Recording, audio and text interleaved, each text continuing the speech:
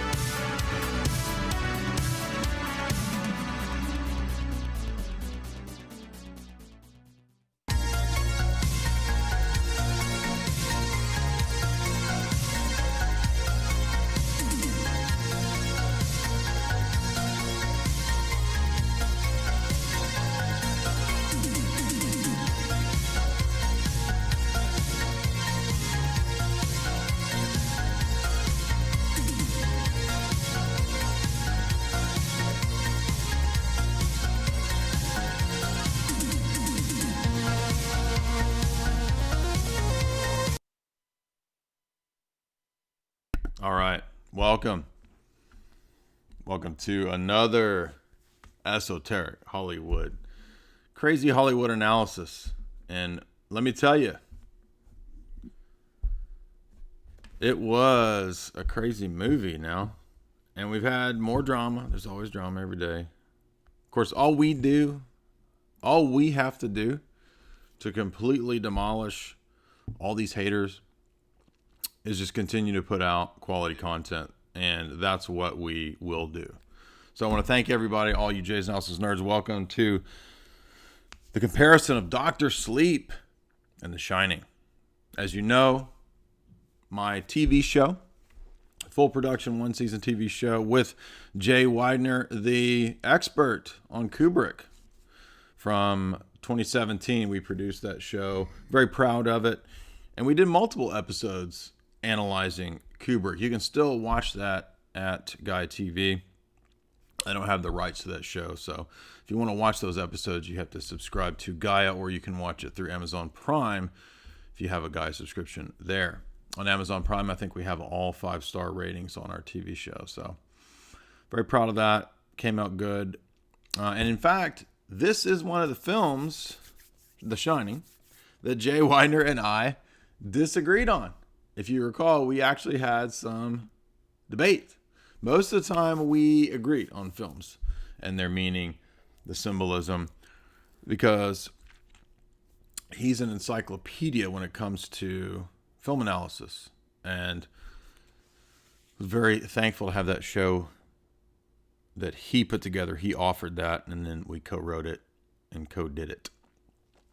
Now, as I said, I love Jay Widener. He's a great guy. Again, encyclopedic knowledge, but he has really funny phrases that would always crack me up. Like Jay Widener would always say things like, I think Kubrick in this film, I think he blew the beans. I think Kubrick blew the beans.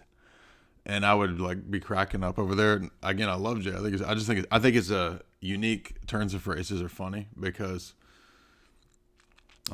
you spill the beans or you blew it, right? But he would say Kubrick blew the beans. Do you like my Jay Widener? Yeah, I think Kubrick blew the beans on this. Not my Jay Widener impersonation. But man, that was so much fun. I miss being in studio. It was a lot of work. We would film from 7, 8 in the morning until 4 or 5 at night. So you knock each one of those out. You knock 2 or 3 episodes out in the day, sitting in that director's chair, and you just film all day long. It was a blast. I would never take that back. It was one of the highlights of my life. It was a dream come true in many ways. I always wanted to do a TV show. So, and we were able to do a decent amount of woke content. It was a little much, a little racy for the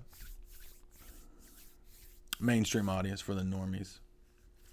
But I think in time, all the analysis in our show is just going to be vindicated, because all the analysis in the show was pretty much the analysis from my 2 books. And boy, have we not been vindicated. Now, again, we've been here for a long time doing this kind of analysis. For many, many years, we've been here doing pop culture analysis, philosophic analysis, esoteric analysis for many, many years. And over, we've seen nothing but continual vindication, even in the midst of intense opposition, intense hater reactions, people tweeting, take him down, he's got to be destroyed, people trying to kick me out of churches, just crazy stuff. They'll make up entire posts, just make up stuff, like a certain prominent person did, making up stuff. But I've gotten their tweets and their messages saying, we got to take this guy down, take him out, make up stuff, get him excommunicated. This is the typical stuff that you deal with when you try to take a stand for what's right. I mean, yeah, it comes with the territory. You're going to get attacked. And I'm actually enjoying it. I've enjoyed this last week's barrage. Every week there's a new barrage. And I think that suggests that we're on the right track. We wouldn't be getting so much opposition from all these different quarters if we weren't on point. And we do have, as I said, another good debate coming up. Now, inspiring philosophy debate didn't work out. That's okay. Doesn't matter. I'll just keep blasting theistic evolution, and we'll tear apart that worldview, whether he's here or not. It doesn't matter to me. I don't need a debate with that dude to continue the audience expansion. And I also am reminded of, there was a great video that Vox Day did, the Voxiversity video on gamma male behavior. Watch that video, and then you'll start to see how all of these people act just like Vox's description. And once we can see through this smoke and mirrors of debating for an hour on my motives and on my terminology and tone, we can see that that's all a cloak to not debate the real issues. And we can also point out that the atheists and agnostics, they're actually more honorable than a lot of these so-called religious people. Matt Dillahunty has behaved way better than these clown soy evangelicals who want to try to tone police, and they just are the perfect archetype. They're the Logi of Vox's gamma male. So we all know that what this really is about is that they don't want to debate because they'll lose. Now, other people, I'm not talking about the other people from last week. We're talking about this week's nonsense. So every week there's a new nonsense. It doesn't matter. All I have to do is keep putting out the content, and if you build it, they will come. Because we're not relying on ego. Now, people think, oh, he just wants to win debates. How do you think I evolved in my religious perspectives, philosophic perspective, geopolitical perspectives, if I just wanted to be right and save my ego? I've been wrong many times, and that's why I've changed my positions. And the same people who will say, look how many times he's changed his position, will then turn around and say, all he cares about is being right in a debate. He doesn't want to be wrong. Now, those two things don't make sense. If all I cared about was being right, I never would have changed my positions. I just would have stayed a, Calvinist? And by the way, I don't count going from Baptist to Calvinist as a change in position. It's just Protestantism. Who cares? All the Protestant world is pretty much the same anyway. In the conservative evangelical realm, not the women bishop realm. So, and 10 years ago, I didn't join Orthodox Church. I got really close to joining. I went through the catechumenate 10 years ago, but I didn't actually join. I would debate and argue those positions online. We got people in the Discord. There's 100, 600 people in the Discord. Many of them are inquiring into orthodoxy. If they decide not to become Orthodox, unfortunately, does that mean that they changed their religious position? No. They inquired, they debated, hashed it out. So what? That's part of the modern world, is flooded with information. We live in a society with a zillion cults everywhere. It's only natural that people are going to, if they have the impetus, question their upbringing, question their presuppositions, question their worldview, and seek out the different arguments and positions if they so choose. They may not choose to. They may choose to say, I grew up Baptist, I'm going to be Baptist. A lot of people do. That's their decision. So, definitely watch Vox's video, Gamma Male Behavior, because as I've watched the crazy set of Ocultist cult, and I've watched the other cult people and the fake Orthodox people who are super soy gamma males, the consistent pattern isn't the ideas and the ideology. The consistent pattern is the gamma male behavior. Because here's the secret, as I said in the other live stream, the secret to winning all debates is the desire to lose the debate. And I mean that with all sincerity. Now you may think, oh, he's just saying that as propaganda. No. I legitimately mean that the secret to winning a debate is the desire to lose the debate. Because I'll go ahead and say this right now. I'm going to debate Ryan. Me and Dawson will have a debate first week of December. And I told him, I said, I'm not worried about losing a debate. I don't believe that I will lose a debate, especially on the topic of atheism, materialism, because I have debated that topic for 20 years. I probably had 200-300 debates formal and informal, with atheists over the years, back to undergrad and grad school, including debating professors my sophomore year publicly on the topic of atheism, materialism, empiricism, skepticism. So what that does is doesn't give me ego. It gives me a confidence in the position in terms of knowing that there's only a limited number of places that an atheistic materialist can go. There's only a limited number. Is it possible that an atheist could propose an argument that I've not heard? It is possible, but it's not going to be possible for them to coherently ground the argument in a worldview that from the outset limits the possibilities of ethics, metaphysics, and epistemology so radically, which is what materialism does. So that's why I have absolutely no fear in debating the topic of atheism, God's existence, and justifying such philosophic claims.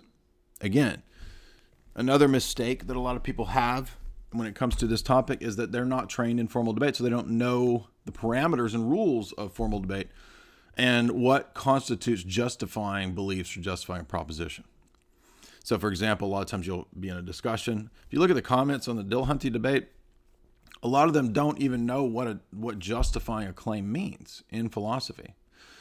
And that's because you have to go through many years of philosophical grunt work to learn these different concepts and ideas, and you have to really struggle with it.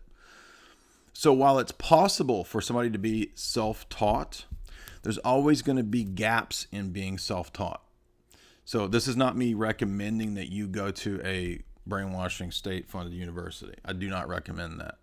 We're in a position where that's way more detrimental to your worldview health than it would be to get the knowledge, unless you chose, something like engineering, right? But definitely not in the liberal arts. You're going to be ostracized. However, in my weird situation, my parents basically said, we will help you with college if you go. And so I thought, well, in that case, I'll do it. This was back I started college, after high school, and this began in 98, 99.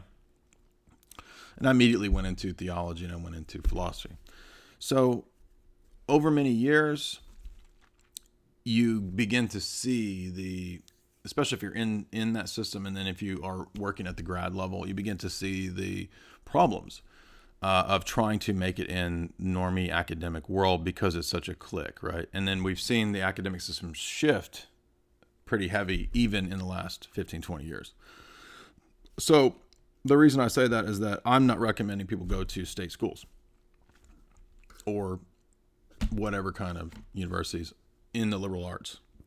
However, with that said, there is a lot that you miss if you are self-taught. And that's why at Jason Analysis we offer private philosophy tutoring, which we have tutored many, many people over the last 2 years. All of these people who come at me, they don't tutor anybody in philosophy. Nobody's going them to philosophy tutoring for philosophy tutoring because it's evident that I know what I'm talking about. I couldn't be making a living doing that kind of stuff if I didn't provide the product that the people wanted. But we've had a lot of success, not just in tutoring people one-on-one, but in bringing a lot of people into theism and into orthodoxy. Now, again, I didn't actually expect all this to be happening. As you guys know, 4 years ago, we were talking about movies, conspiracies, and some philosophy.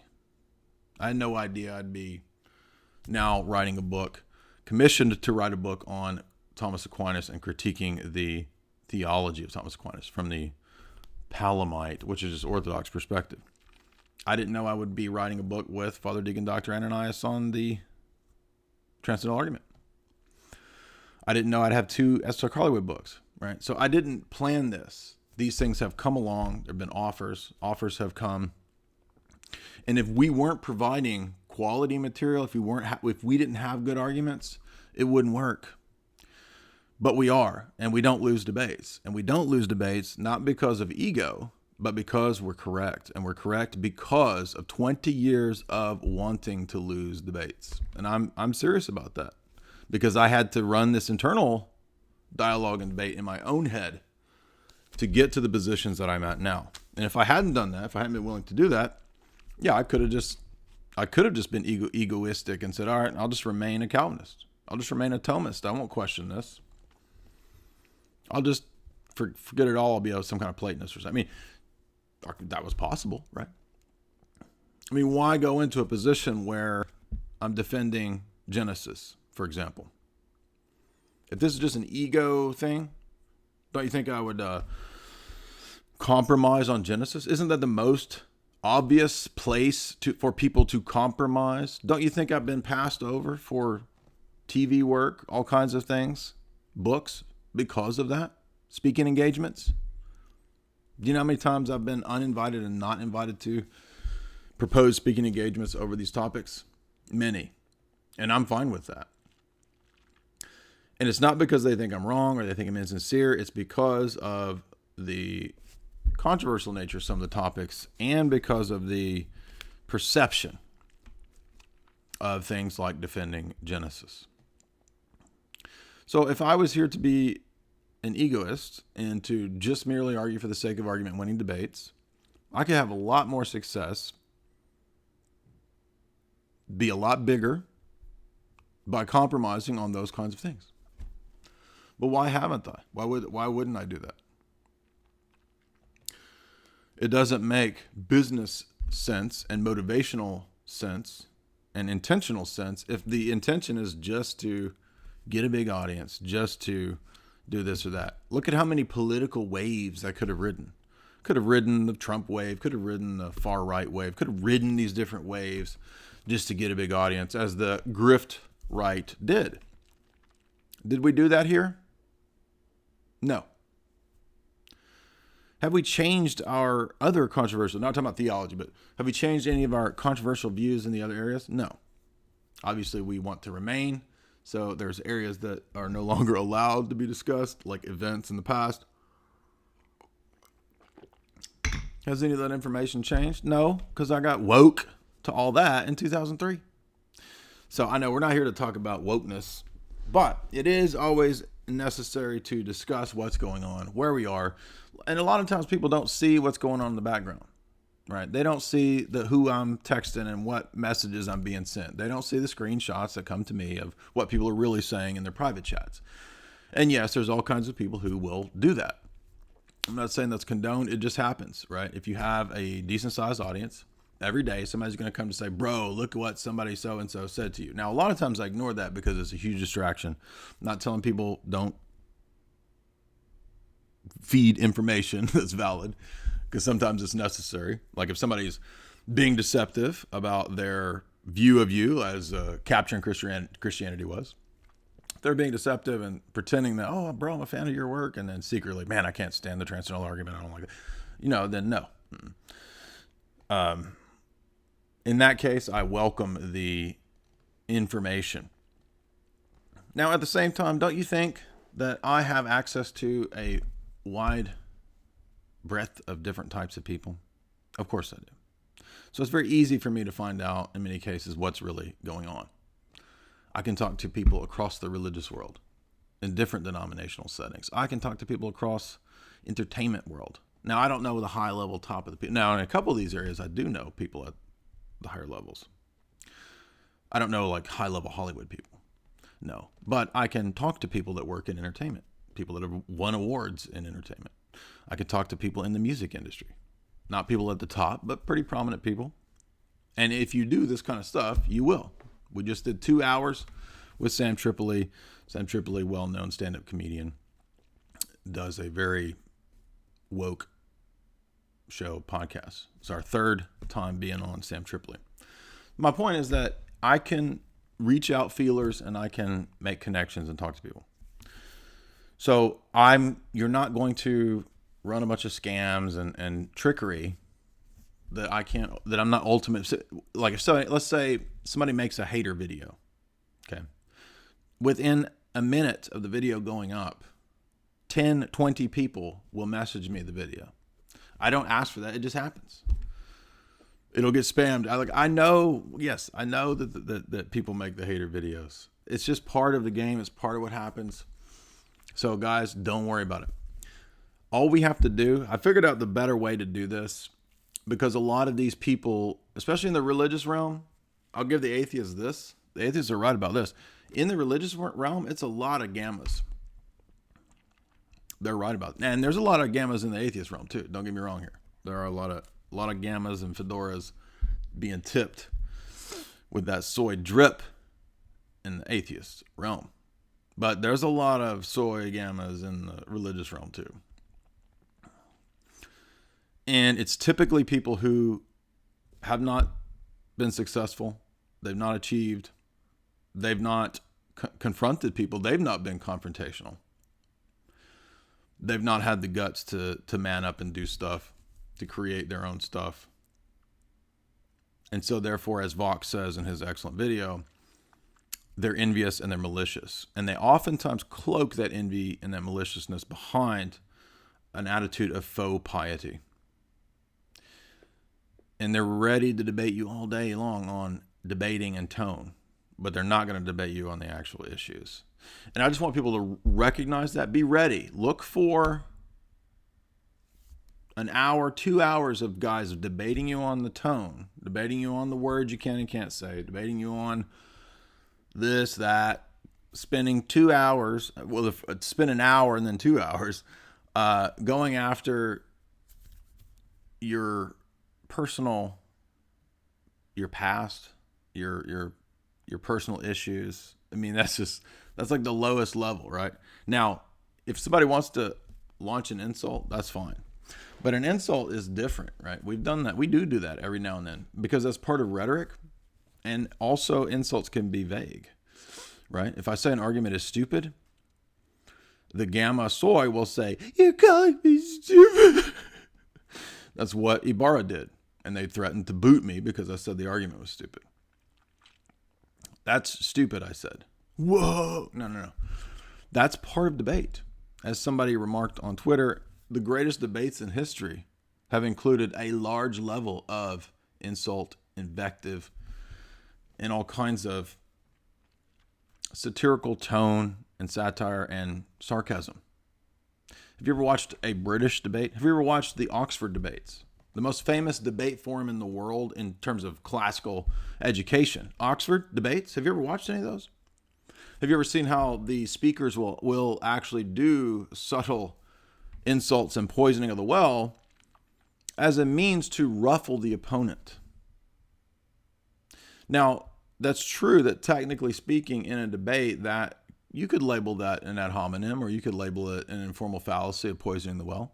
But as I said, debates aren't two people exchanging algorithms. It's not two computers machine learning back and forth.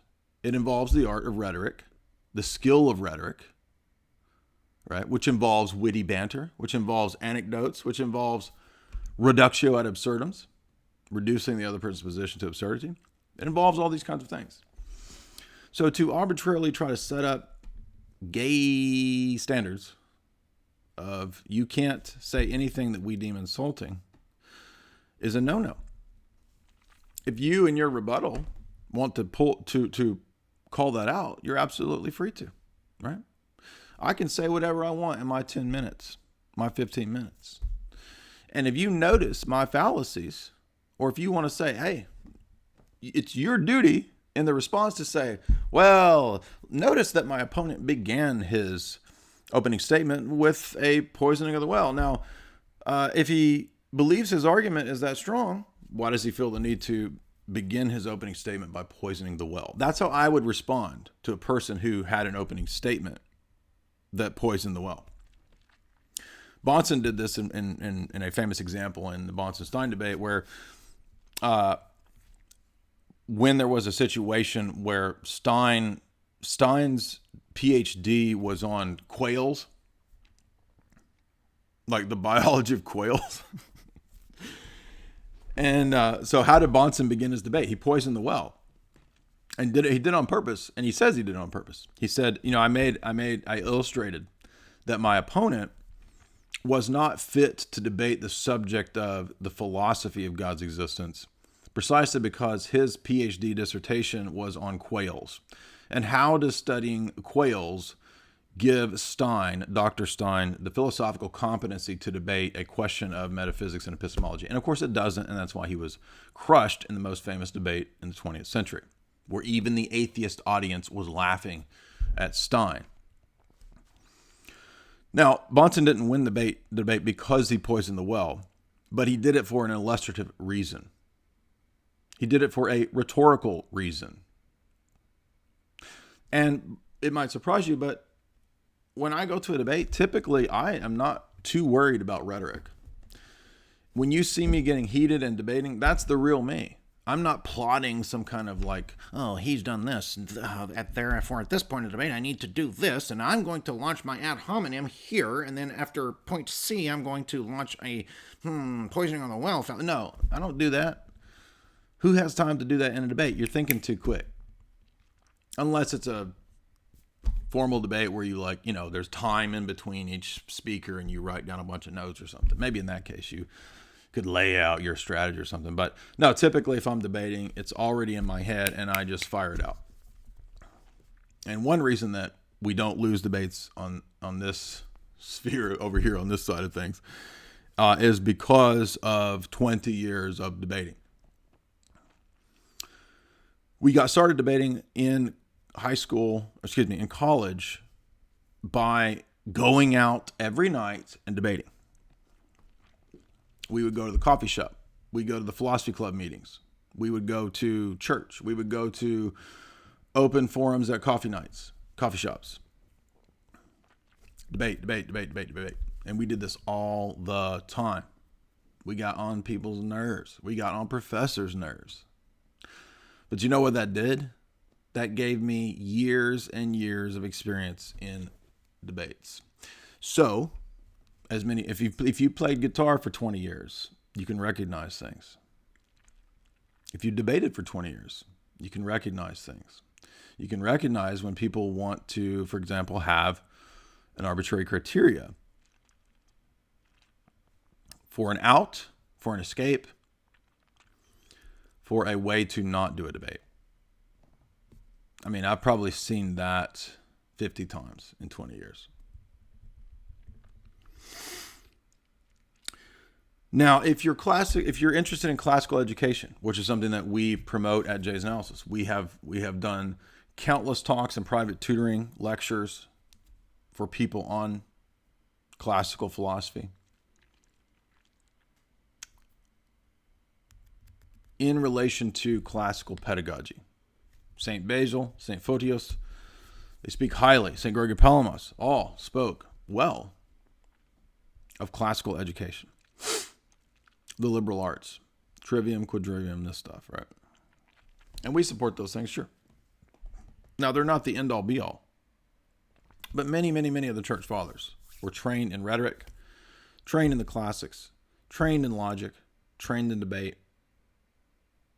Augustine, great rhetorician. Jerome, trained in rhetoric. It's part of the classical education curriculum. Now, in the last 50, 60, 70 years, that is being abandoned. They are getting rid of that. In fact, universities are getting rid of classical debate and training. Now, why do you think that would be? Well, maybe it has something to do with brainwashing, the control of public education. Because what does debate assume? Laws of logic and critical thinking and reasoning. If you're a critical thinking and reasoning person, you're not going to fall for all the BS brainwashing of the state universities. You're not going to fall for them telling you that a pee-pee hole and a poo-poo hole are the exact same thing. They're just holes. They're just relativized holes. That's all. All things that exist are holes. That's it. All that exists. The universe is one giant booty hole on the postmodern educational brainwashing university paradigm. Anybody with basic critical thinking skills can figure out that that's not true. So, they don't teach you debate. You have been deprived of not learning in the classical pedagogy debate. Remember that Denzel movie? The Great Debaters or something? Remember that? That was a woke movie. But that movie was showing you, hey, wait a minute. Where's this at? This has been lost. And it's very unfortunate for young guys. We got a whole generation, millennials and Gen Z, that were not taught critical thinking, not taught logic, not taught debate, didn't do debates in college, didn't take classes on epistemology, don't know what it means to justify a claim, to make an argument coherent and consistent. They don't know any of that. They couldn't tell you what a fallacy is. They couldn't tell you 3 informal fallacies. They couldn't spot them. So the public has been dumbed down is the key here. I know we're not talking about Dr. Sleep yet, but I just, again, wanted to comment on today's drama, today's issues. And yes, so if you're watching this in the future down the road, I'll probably just clip this whole first part out. Maybe I'll make it its own video. I don't know. On debate, right? Like, what is the art of debate? What is the art of rhetoric? What is the art of discussion? Why is it an art? It's not 2 autistic robots vomiting algorithms back and forth into each other's mouths like autistic, retarded mama birds to a baby bird, spitting it back and forth. No. It involves finesse, charisma, wit, all the things that were normal and existed before today's dystopia. There's a great heritage. You know what's so sad is that we have such a great heritage in this classical pedagogy. Byzantium, an entire empire constructed around these ideas, around the idea of the university. This was before Cardinal Newman's idea of a university. This is back right before the Latin university. This is in Byzantium, the heart of Christendom's intellectual ethos, classical pedagogy in Byzantium. Centuries and centuries of great bearded, wizard-looking church fathers learning logic, learning rhetoric, learning the liberal arts, the trivium, the quadrivium, learning these things. And that's all been jettisoned by the technocrats by design, which we've covered for 10 years. How y'all going to be mad at me? I've been woke since 2003, and I've been telling y'all this stuff publicly for, when did I start my first blog? My first controversial, 2007-8. This is 2019. 12, 13 years of blogging. 16 years of media analysis. So, you've really been shortchanged by not being given the skills of logic, rhetoric, which would have gone along with anybody's classical pedagogy. You see, now it's so specialized. You can go into biology, you can get your PhD in biology, and you don't know a single informal fallacy. This is crazy. If you can't learn the basic laws of thinking, how are you going to tell us about the origins of man? Oh, that's why they tell us about the origins of man, because they actually don't have basic critical thinking skills. Because if they did, they would actually realize that we don't evolve out of rocks and pond scum to have life, and that's complete nonsense. So it actually requires an intellectual elite that are high IQ and stupid. High IQ tards run the realm of academia, quite literally.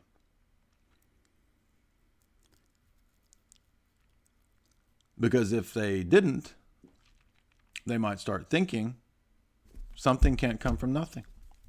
That's actually a true in philosophy. There's absolutely no observation of something coming from no thing, yet we believe that all things came from no thing, and there's absolutely no reason to explain how or why that happened. We just accept it as scientism dogma. There's absolutely no basis, no reason to believe that one species transmutates into a completely new species with irreducible, infinite complexity in each phase of these so-called random mutations. Complete nonsense, total stupidity. Been refuted 20 different ways. But then, that's when we start to realize that people believe things for many, many, many reasons other than because they're rational, logical, coherent, sensible, etc. That's what we've seen in a lot of the cults. All this cult research, all this analyses of cults that we've done, it's just another version of doing worldview analysis, doing Weltanschauungskrieg, worldview warfare, which is part of psychological warfare. And when we talk about Weltanschauungskrieg, that's when we start to consider paradigms.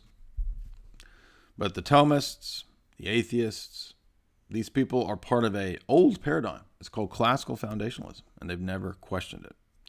Anyway, we're not here to talk philosophy. We've got all the biznatch out of the way at the beginning. So let's talk about Dr. Sleep and Kubrick and The Shining. Now, The Shining in 2001, these are old school Jay's analyses, and that is found in my first book, Esoteric Hollywood 1. Now, we did a video. Did we do? I know we did 2001. No, we did. I can't remember. We did a Shining video a few years ago, and it did okay. I think it was one of the early quasi mini docs that we've done. So we want to talk about this a little bit, and I want to remind you guys that if you would like to get copies of my book, the signed copies are available at Jay's Analysis, Parts 1 and Parts 2 for $20. Excuse me, $30, signed copies. I will also, this weekend, I forgot to mention this, Saturday, I mentioned it on this Temple Hat episode with Sam Tripoli is going to be a banger. We had a girl on there from the Buddha Field cult. If you've not seen the Netflix documentary, Holy Hell,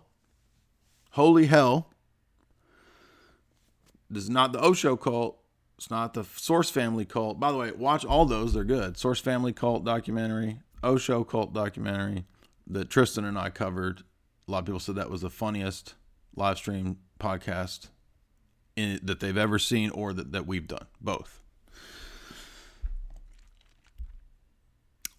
What other cult? If you go back in the Jay's Analysis archives, James Kelly and I covered, Heaven's Gate, Nation of Islam,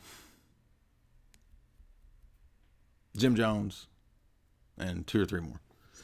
So we got a lot of archives of cults, but those cult documentaries are really good. And the Kumare, don't forget the Kumare documentary, because you start to see the patterns in the cults. Now, Eyes Wide Shut is relevant to cults, but tonight we're not really going to talk about cults until we get to Dr. Sleep. Woo, Dr. Sleep. That was a little more than I expected. Like, that was like, whoa. That's not the movie I expected. I thought it was going to be, the trailer made it look like another one of these evolving into having X-Men powers. I was like, is this going to X-Men? They're going to take The Shining and turn it into young X-Men First Class or whatever. Like, oh, Danny's evolving to have the superpowers, and he's like Magneto, and he's going to make, Stephen King float and, blow up. No, I mean, it was not that. So as you know, sometimes trailers can be misleading. By the way, if you want to support Jay's Analysis, we are taking super chats. We got almost 300 nerds tonight. Got a couple super chats there. Thank you guys. Let me remind you, support our channel with the super chats. As we said in the Genesis show, new terms of service. The Tim Pool video is pretty good talking about that. I think Tim's analysis is pretty correct. It's probably not going to be an immediate. It's not like December 10th or whatever, the day the terms of service come out, and then everybody's gone. It's not going to be like that. It's going to be a thing where it's kind of like whittling it down, right? Make the slow changes, whittle down. So I don't think, Lord willing, cross fingers, pray for us. I don't think we'll be gone December 10th, but eventually, and we don't know when, it looks like the platform will eventually continue to move into the direction of being like Netflix, and they probably don't really care about the liability of hosting a whole bunch of zillions of YouTubers. Wouldn't they rather just it be like, Netflix or Amazon Prime? So with that being said, we don't know when we will and won't be here on YouTube. I'm not going anywhere. Jason Alice is not going anywhere. We're here no matter what. It doesn't matter what they do. I'll still be churning this stuff out, and everything is backed up. It's not going away, and so it will always be there. But if you look in the description right now, you will see the BitChute, and I'm just telling everybody, be ready. Yes, I'm still taking super chats. Feel free to super chat anytime you want, because as Tristan points out many times, pretty much everybody's video. I don't want to say. It seems to be a little different now so the live streams seem to get not demonetized, but they get put in the limited status. The normal videos I upload, like me and Jamie in the car, me talking about Terminator Dark Flop, those get monetized, which is interesting. But it seems like the hits are lower, so I'm not sure what's going on. But the live streams seem to be getting consistently the hits, roughly speaking, that we expect and have been getting in the past. After about a week, we usually have about 9, 10, 11,000. So that's pretty normal, I would say, for my site, my page. The normal videos, but they all get put in limited status. The normal videos that are 10, 12, 20 minutes that aren't live streamed, they're almost always in the green for ads, but they don't get as many views. So I don't know what's going on or what they're doing here. And by the way, the channel, they put out a thing a few weeks ago saying in this next month, don't expect your subs to go up because we will be deleting bot profiles and all that. Everybody has this, right? So naturally we were at 43.65, and then it went down to 4, and then it was 6, and then it was down to 5, and then it was back to 7. So I think all that's been out of the way, but then now I have to choose, and I'm not really sure how this works. Everybody now as a creator has to pick whether our content is child online privacy protected. Now, it doesn't have anything to do with kids. It has to do with the way they're going to structure the advertising. So ads on child-friendly content will be promoted and good for your channel, but you have to specify whether your channel is a child-friendly channel. Now, this is very ambiguous, and I think part of that is ambiguous, right? On purpose. Is talking about theology child-friendly? I guess. Is talking about movies child-friendly? Not Dr. Sleep. Right? I mean, have you seen the movie yet? I mean, whoa. But so I think there's the option too, though, you can make the decision to choose each video. Like, I want to choose each video one by one to see if this is child appropriate. So, yeah, and it'll be interesting to see how a lot of these big music videos, are they all going to be deemed not child appropriate? I mean, I don't know. Come on now.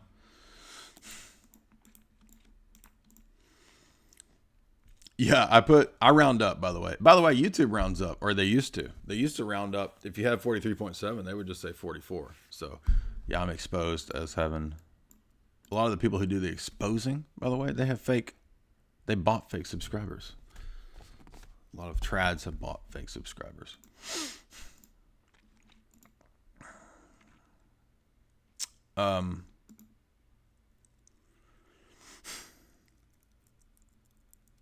Anyway, we're way off topic. So in my book, I differed with Jay Weidner, Jay Weidner was famous for he did 2 Kubrick documentaries, which are really good. Kubrick's Odyssey, and then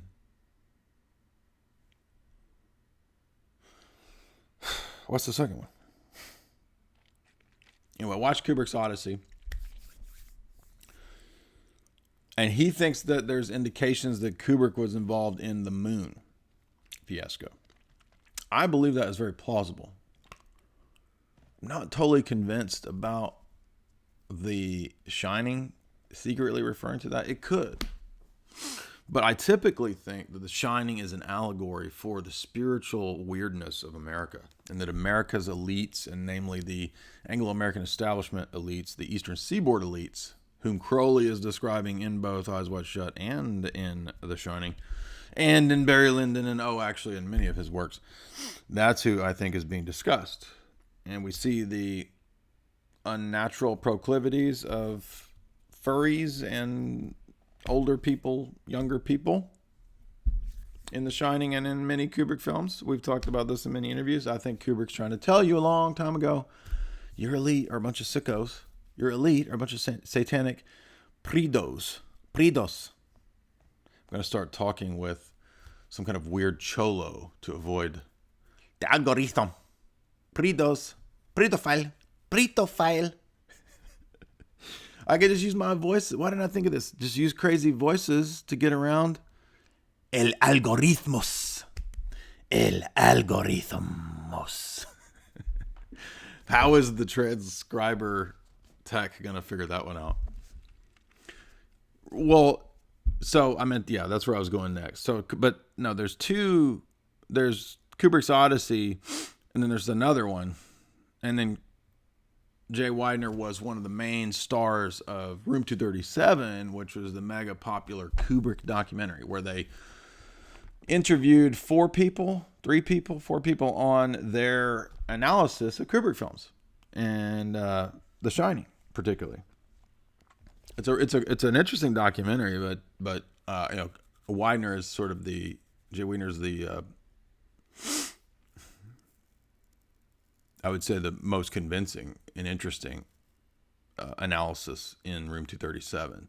So everybody should go watch Room 237. By the way, if I was thinking about it and not being a dum-dum, why did I not get a copy of Room 237 autographed? That was so stupid of me not to do that. Why didn't I just forgot.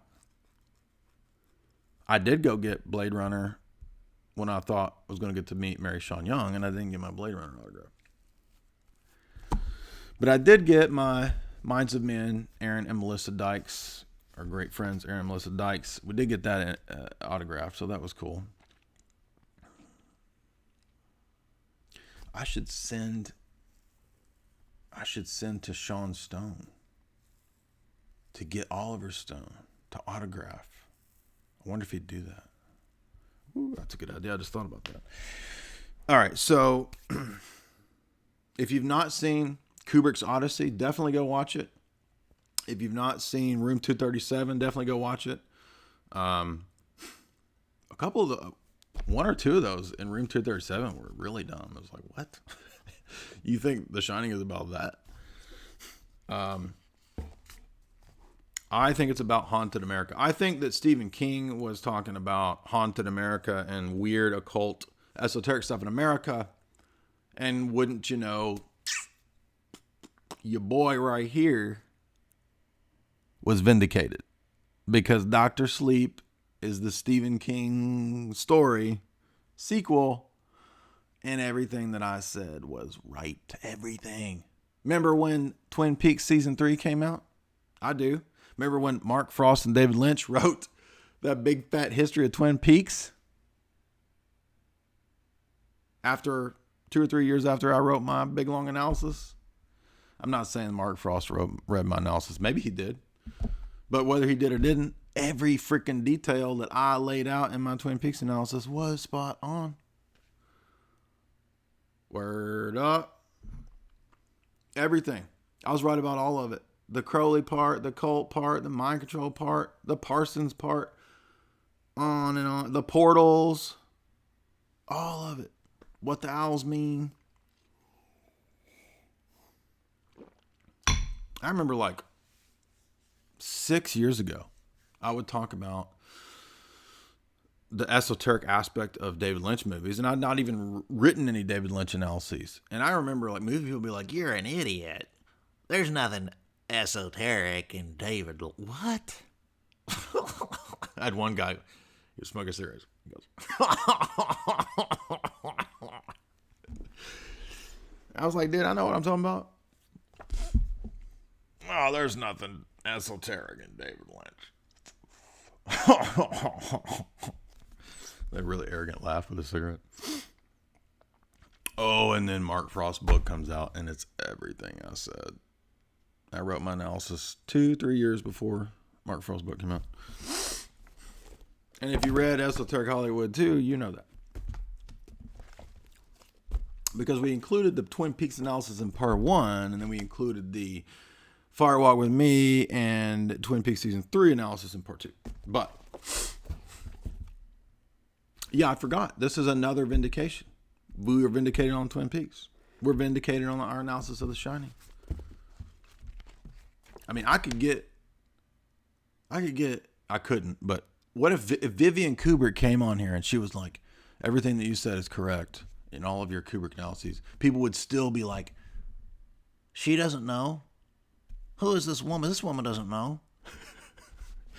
Remember when Jones had Mike Judge on? And Mike Judge did, and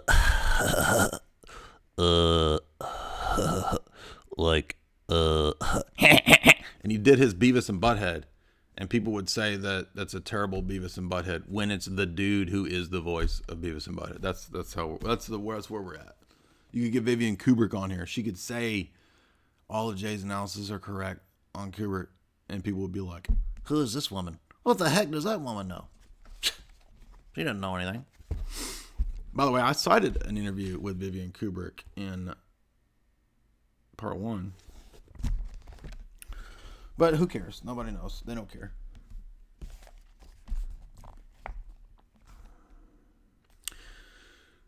Now, I found some critics, interestingly, who are mainline critics, who actually had some good analyses of my that were along the same lines. And they were just normie critics, dude. They weren't even into weird esoteric stuff. And they were like, yeah, there's some weird intentions here. And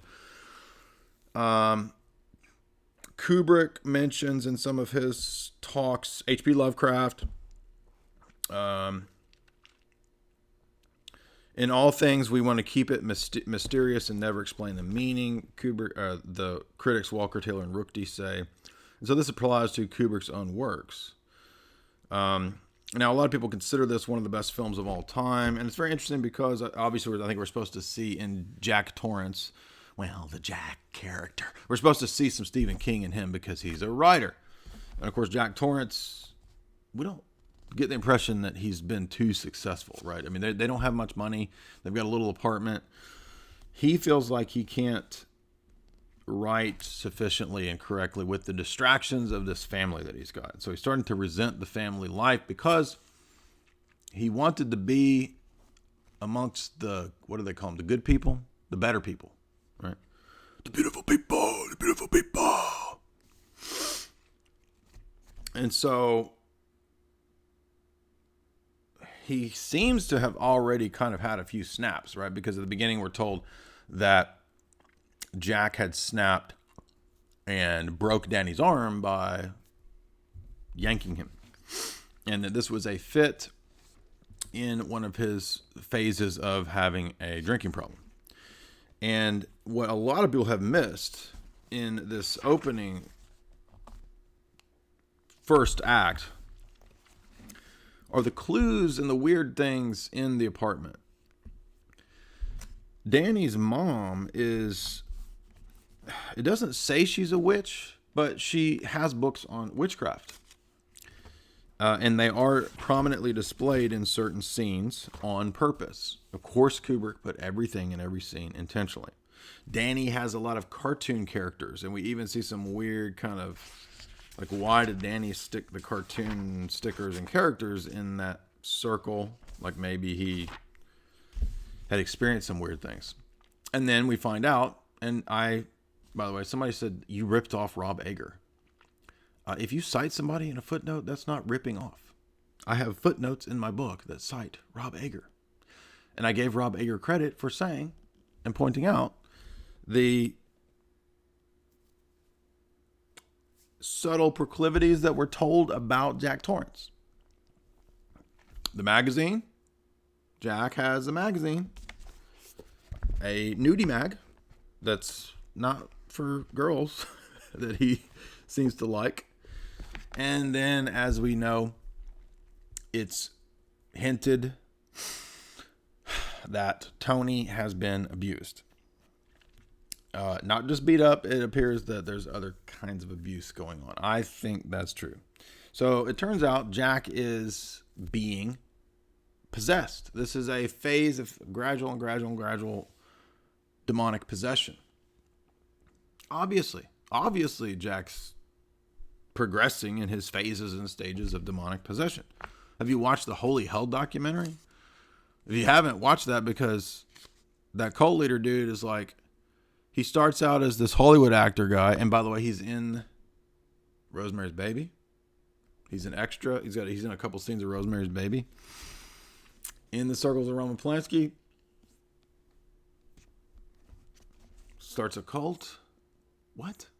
Does everybody in Hollywood start a cult? Is that what you do? You go to act, and then you go through whatever weird cult you're in to start your cult? That's crazy. But that's apparently what they do. And if you watched it, the thing that's in the documentary that stuck out to me, and I'm saying this because on Sam Tripoli's show, we covered this for 2 hours yesterday. We did a 2-hour interview with one of the girls from the cult. And you watch that dude, and he's like,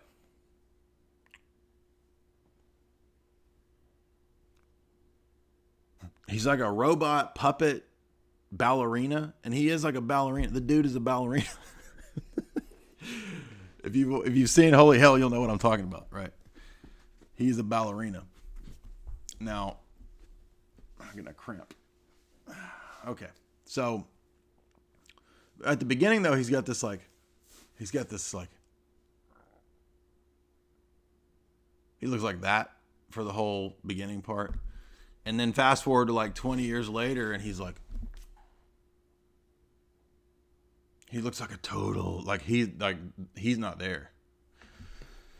And the interviews with the cult people, and they don't even believe in spirituality. The interview was with the cult people. They're like, man, this guy was possessed. There was some other creature that like stepped forward in that guy's body and was like, moving this guy around like he's a ballerina puppet. And so I'm saying that progression with that crazy dude is the same that we see with Jack Torrance. Now, one interesting element that did pop up between Dr. Sleep and Shining pretty quick. Did you notice the office of the AA guy, the guy that has the AA meeting? What was he? A lawyer? I forget what he was. I think he was a lawyer. No, he's a doctor. The doctor, he's got the same office as the manager of the hotel, Ullman, in The Shining. Like, even down to the detail, it's like the same office. I was like, whoa, that was pretty crazy. Remember that? So I think what we're supposed to think about or realize is that there are triggers, there are things that are recurring,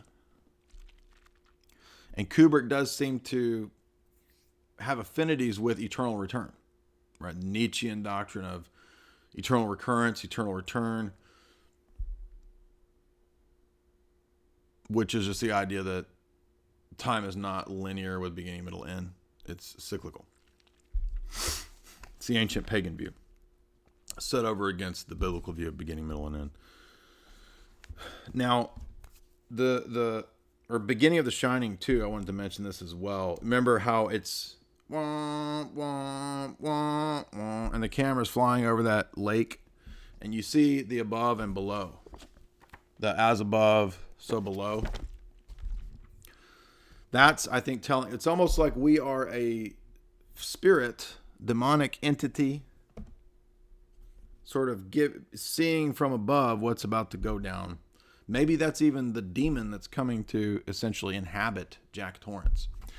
Because on the drive, we start to notice the keys that that dude is already psycho, right? He already resents Danny. Can't stand him. And there's a discussion about, Danny says something like, I saw people eating people on TV. Cannibalism. Dr. Sleep. And Jack's like, well, I guess you know everything from the TV, don't you, Jenny? Right? He's already losing it. But it's still phases. Like, he's still got to kind of, go through the phases. So he's got repressed issues that relate probably to his own abuse. And I think in Dr. Sleep, does it say Jack was abused? Probably. I don't know. I have not read the Stephen King books, by the way. I've read The Stand, and I read Nightmares and Dreamscapes, and I read the first couple Dark Tower books. So I'm not a huge, Stephen King buff. I like a few of the books. The Stand was cool.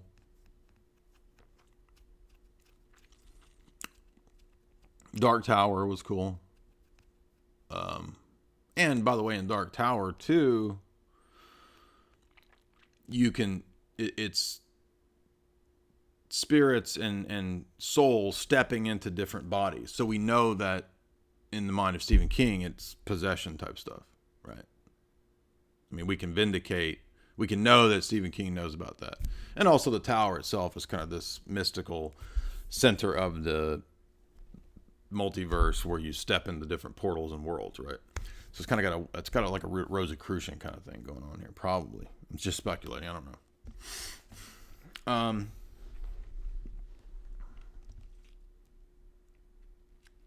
Because isn't there something to do with the rose? Isn't there something to do with the rose and Roland? It's been 10 years since I read Dark Tower. But anyway, I'm sure you guys in the chat will know. We've always got like a aficionado of anything that comes up. So all you Stephen King aficionados, like I've never read it. I'm not reading Insomnia. I'm not gonna read 10,000 pages of Stephen King books.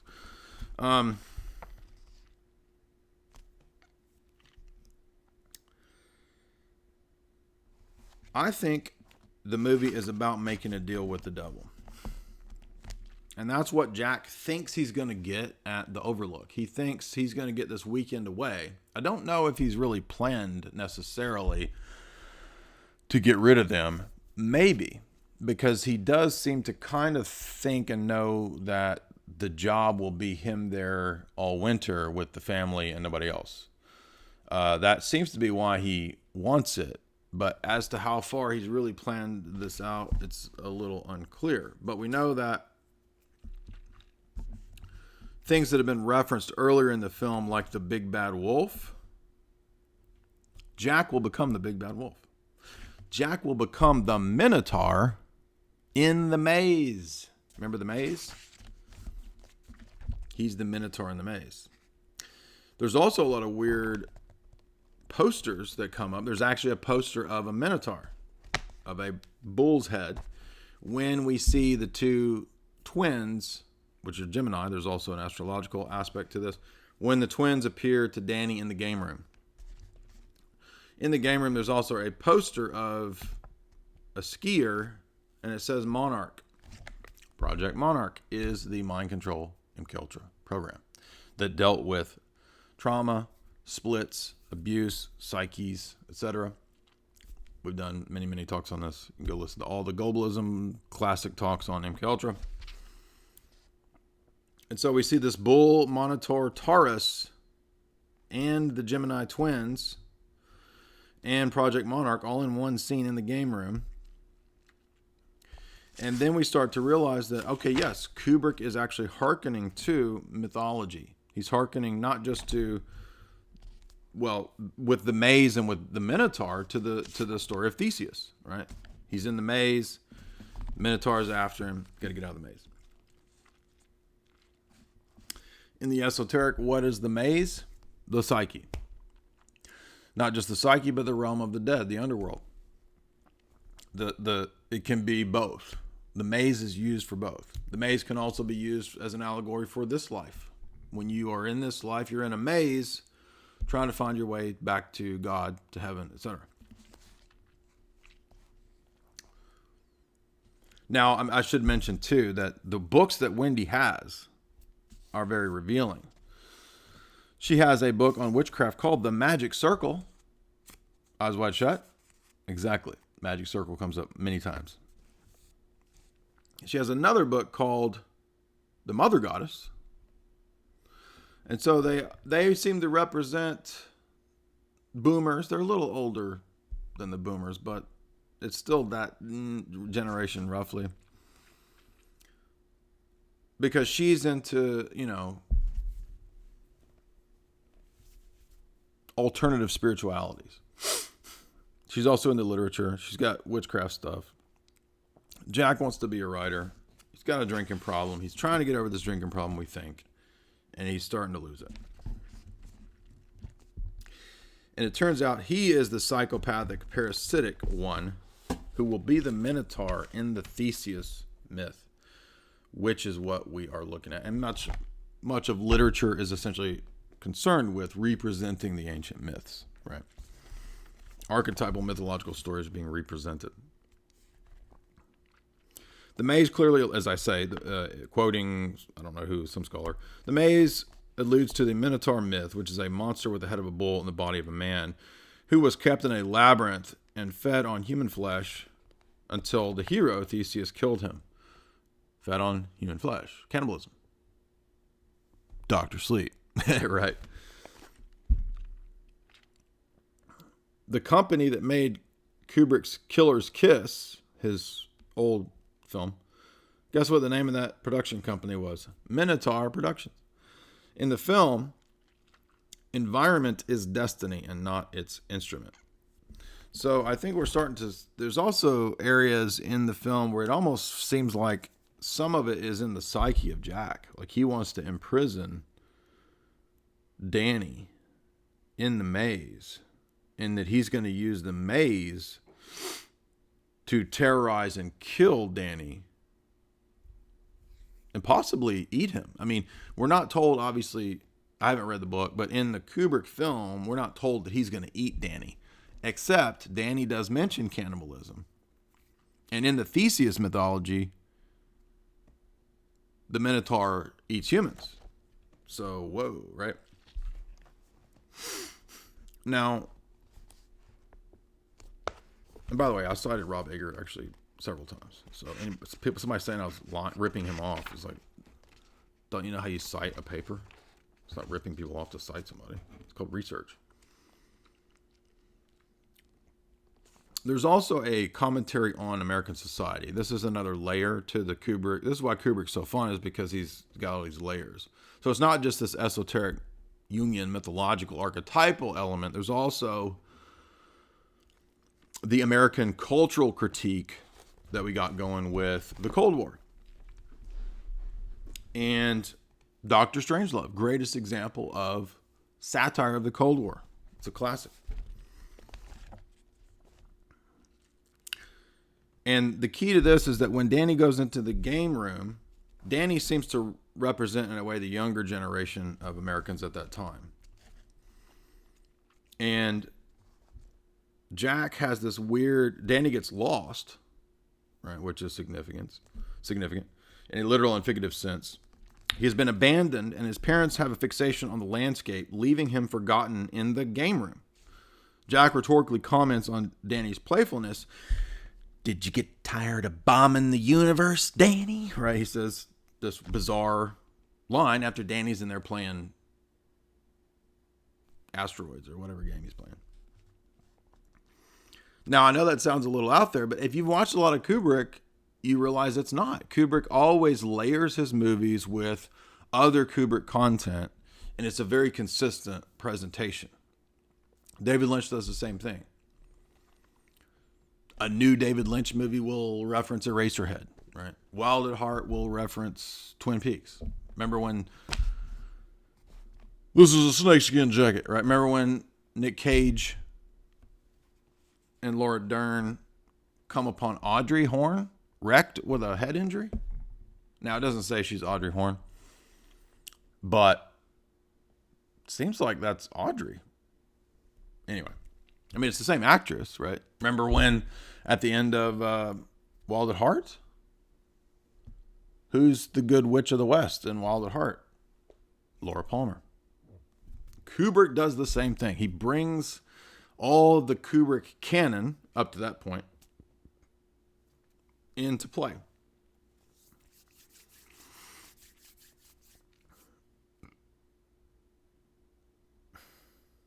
Why would Kubrick do this?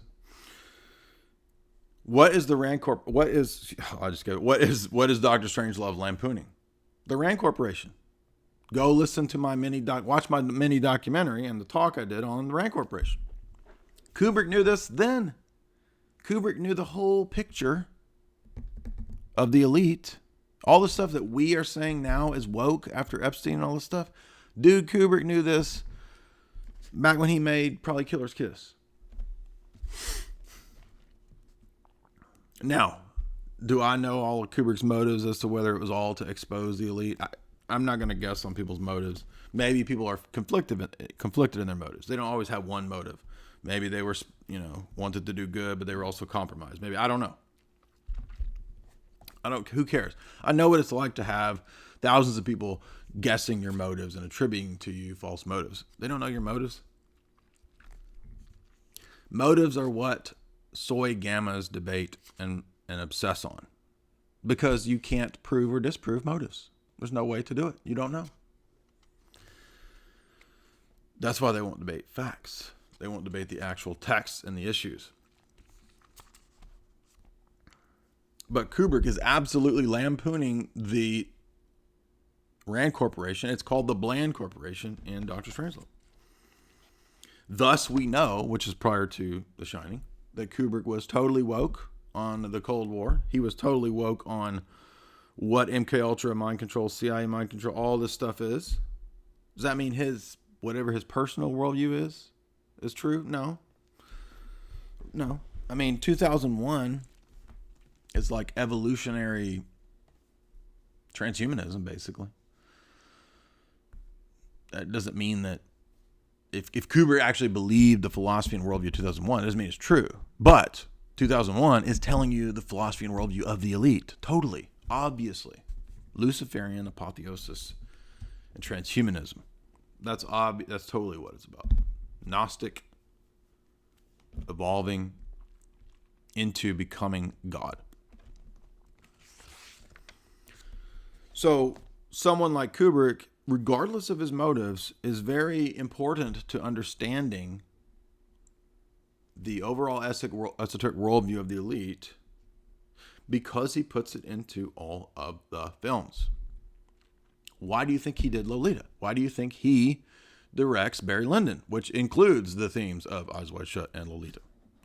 What is Barry Lyndon trying to do? Get up into the degenerate elite.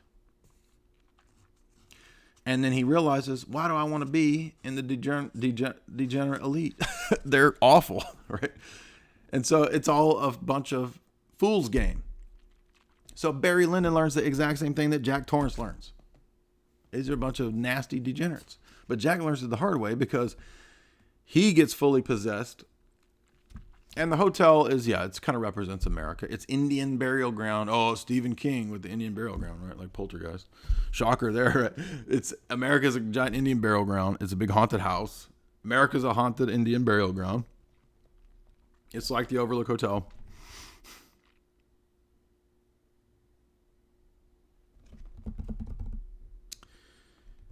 And there is a dark elite running the show. That's the whole thesis of Wild at Heart. That's the thesis of Twin Peaks. It's like the microcosm of America in these situations. Now, Kubrick with Spartacus, he seems to have an affinity with Marxism. Sure. Many people are talking about the 60s counterculture people in the chat, right? Yes, exactly. A lot of the counterculture people in the 60s, they thought, this is a lot of baloney, then it must be Marxism. Remember back to the French Revolution, the philosophes. If the corrupt Pope and the Borgias or whatever, you got hundreds of years of these Borgias that are totally corrupt, then you've got these post-Renaissance popes that are just as corrupt. Does that mean that everything Luther's saying is wrong or right? No. Does that mean that everything that the philosophes are saying, and when they characterize the total corruption in the Latin church at that time, is true? No. That's why I have to be precise here. So in the same way, I'm sure a lot of people who had valid critiques of the existing system, they fell into the false dialectical trap of Marxism. So yeah, Kubrick probably thought Marxism was like, oh yeah, that's what else is there, right? The rest of this is a bunch of controlled by banks and corporations. And then you realize, oh, Marxism is a creation of the banks and the corporations. Oops, this is a fake dialectic. But once you can think outside these dialectics, then you can kind of move in and out of these different systems and understand them in a broader perspective. That's how we can look at Kubrick. We can learn a lot in Kubrick without adopting all of the solutions. This is why we can read a Calvinist. We can read Bonson. We can learn a lot from Bonson. That doesn't mean we have to adopt all of Bonson's solutions to everything. No. That's what we do in philosophy, is that we parcel out the true and the false. Nothing wrong with that. Church fathers can look at Plato and say, this is an interesting insight from Plato, let's explain this. Or they can look at Aristotle and say, here's an interesting insight from Aristotle. And they can transform those terms and they can give them new meanings in the Orthodox context. That's always how the fathers treated various philosophic systems. So whether it's St. Dionysius looking at Plato, or whether it's St. John Damascus and St. Maximus looking at Aristotle, we're not bound to those structures. We can take from here and there. When we look at film, when we do film analysis, much like literary analysis, we don't have to confine it to one level. We don't have to say it's all one thing. It's not, oh, Kubrick is all good, Kubrick's all bad. I don't know.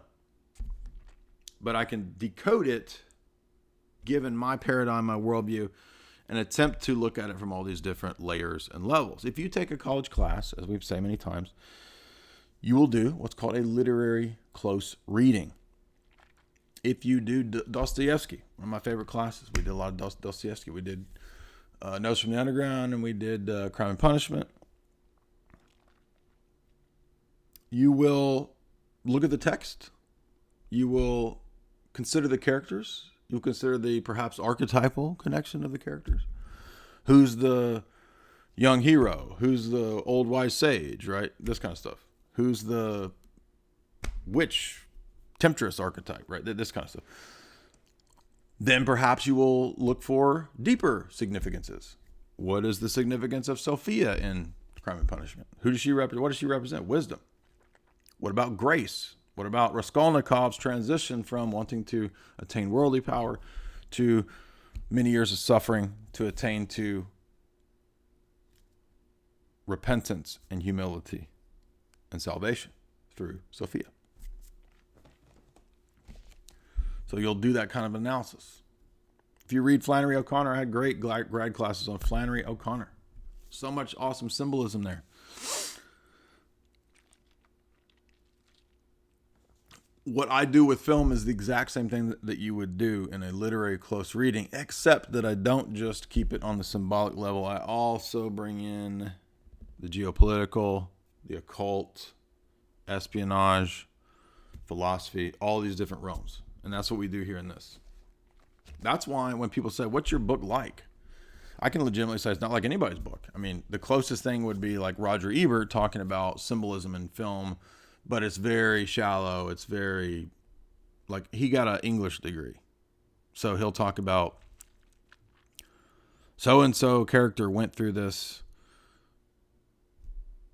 denouement to achieve personal redemption. So that's not, I mean, we go way deeper than that. Okay.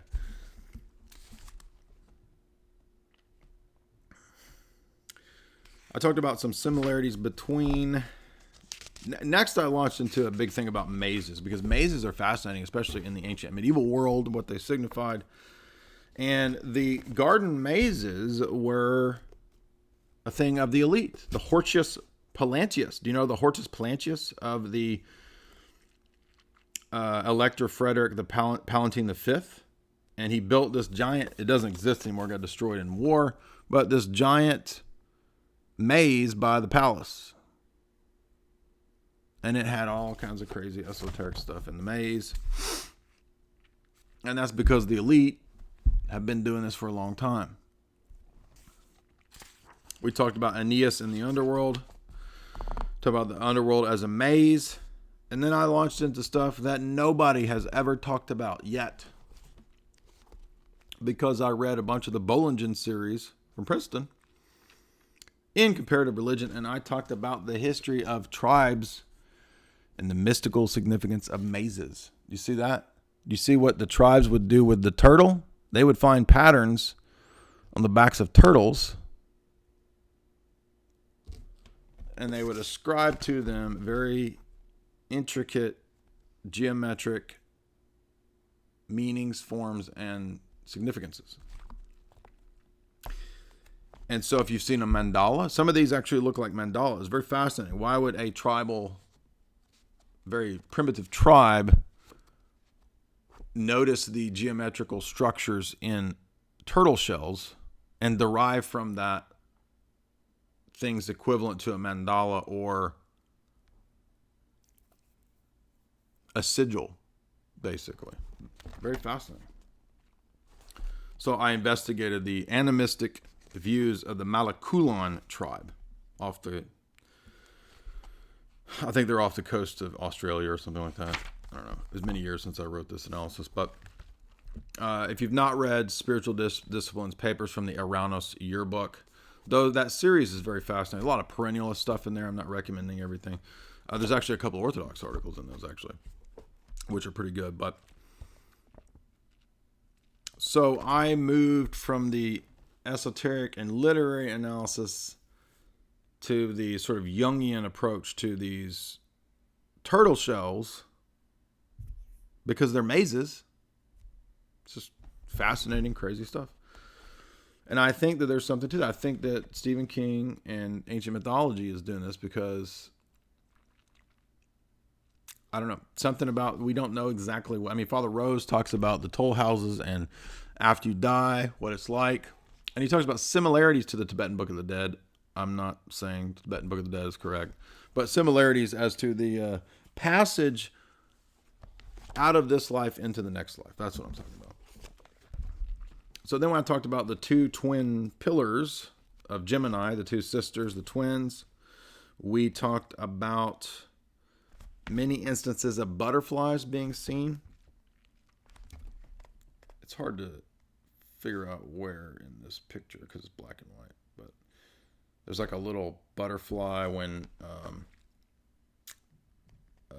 Shelley Long is bringing Jack Nicholson dinner, and I think butterfly stickers are in Danny's room. I mean, all the Disney characters there too, which is totally, a bunch of mind control stuff too in Danny's sticker collection. But Danny has a shirt, 42. Now, this is one of the more fascinating instances of symbolism in the film. Danny has a shirt, number 42. What movie is Danny's mom watching? Summer of 42. And what is Summer of 42 about? Some of you guys know. It's about an improper relationship between an older and too young person. Hint, hint. Again, telling you what the nature of Danny's abuse is. It's not just Jack being drunk and yanking his arm. It's not just being drunk and yanking my arm. So, we got a very dysfunctional family. This boomer generation, maybe, almost into the boomer generation. They're very dysfunctional. Family's falling apart. Jack sees the elite, the Brit elite, interesting, the elite who are running the cult in Eyes Wide Shut. What is the password for the house? Right?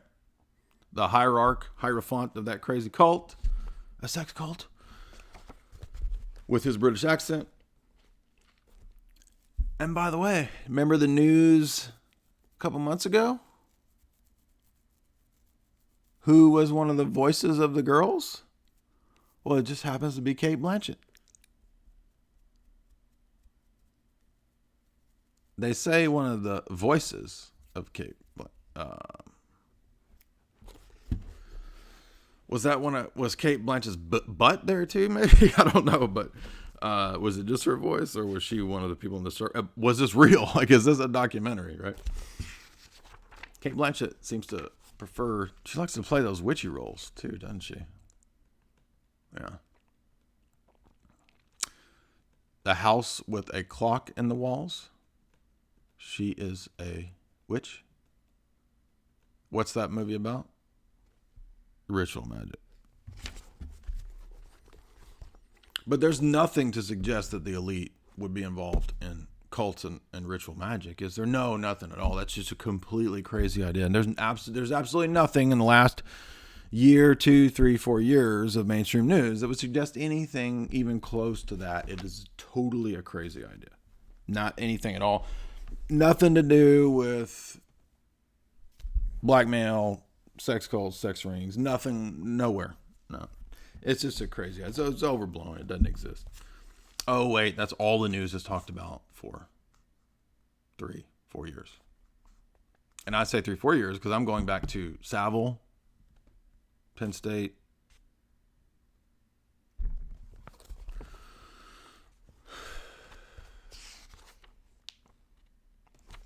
All the UK elite stuff. It's not just Jimmy Savile. There's a whole bunch of them.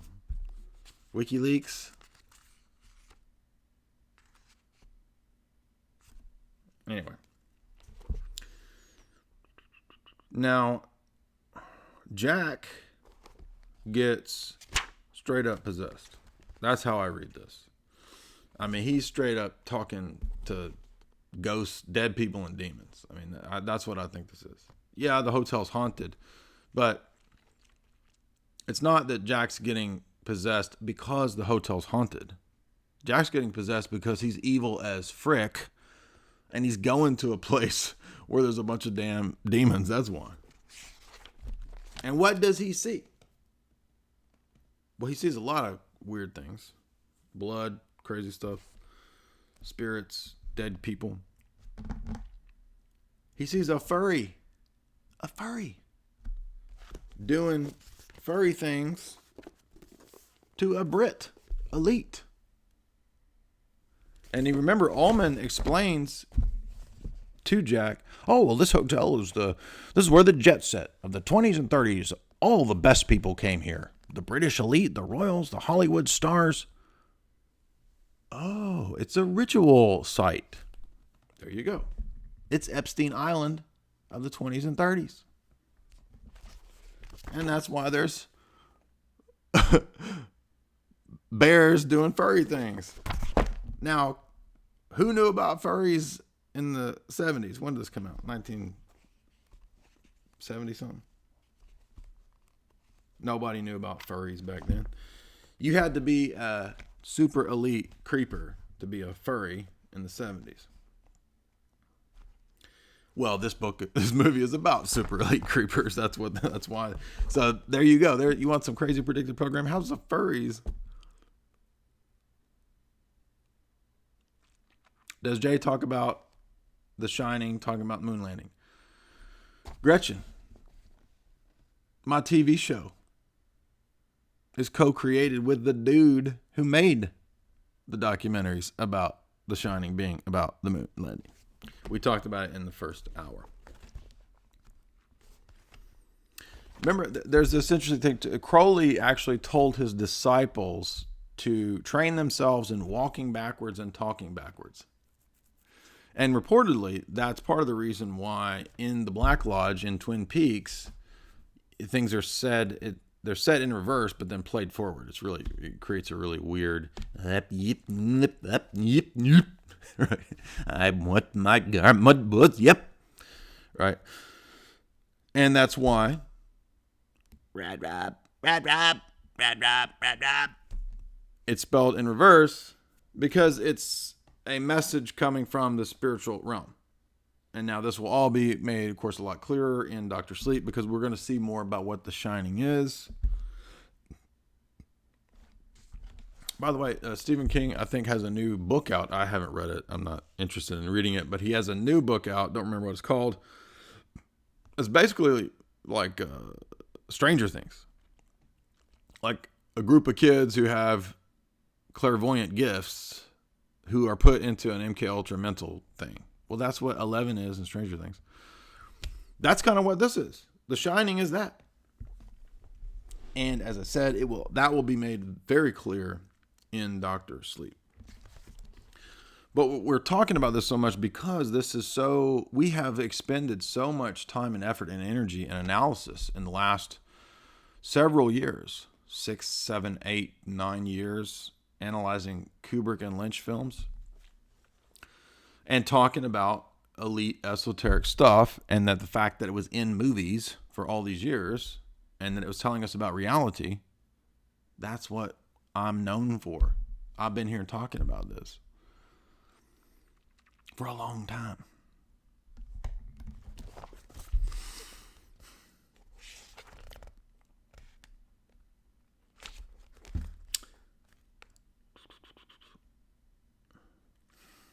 Even mainstream Kubrick analysts would mention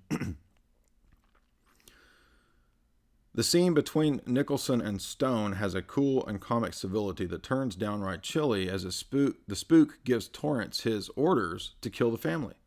Demons and ghosts are telling him what to do.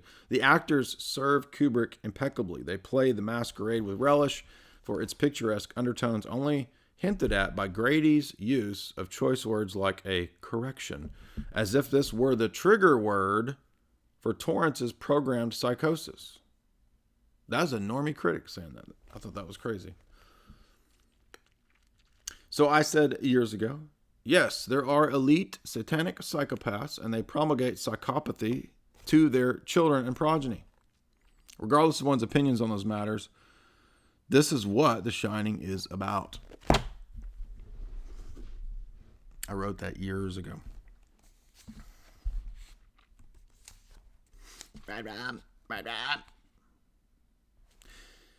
This is why Danny dissociates. Danny dissociates because he's been traumatized. The film is not necessarily saying that. Jack Torrance is not part of MK Ultra. It's not saying that. It's talking about that in a veiled way, in the sense of trauma causing the dissociation in Danny.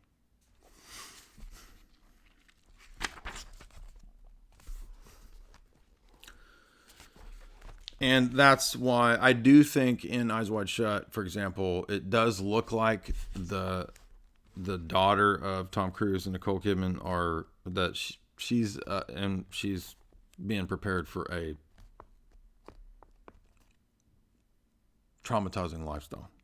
I do agree with that interpretation of the end of Eyes Wide Shut, because that's what the elite class do. Did you know that? Even Quigley talks about this towards the end of Tragedy and Hope. He said that the British elite, they would send their kids to boarding schools to train the kids to not have familial attachments to parents, because it would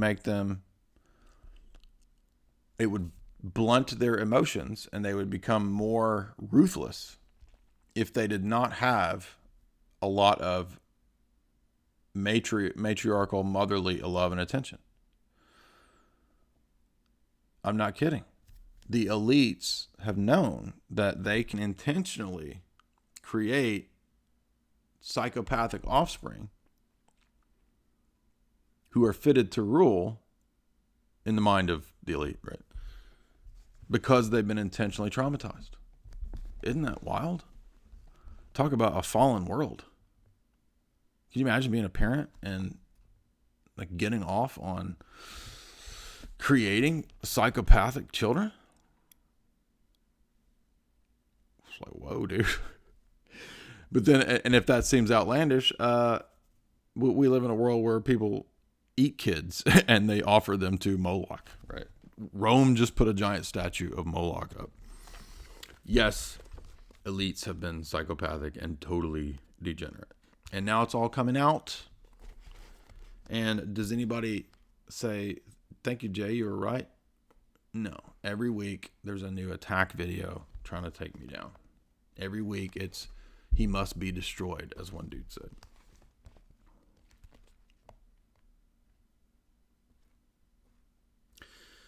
So the best people of the 1920s, the jet set as they're called, the Hollywood elite, the royals, they're all shown up to be the ghostly, parasitic, demonic inhabitants of the Overlook, demanding that Jack offer up his family as a blood sacrifice as his duty, and he would be joining them.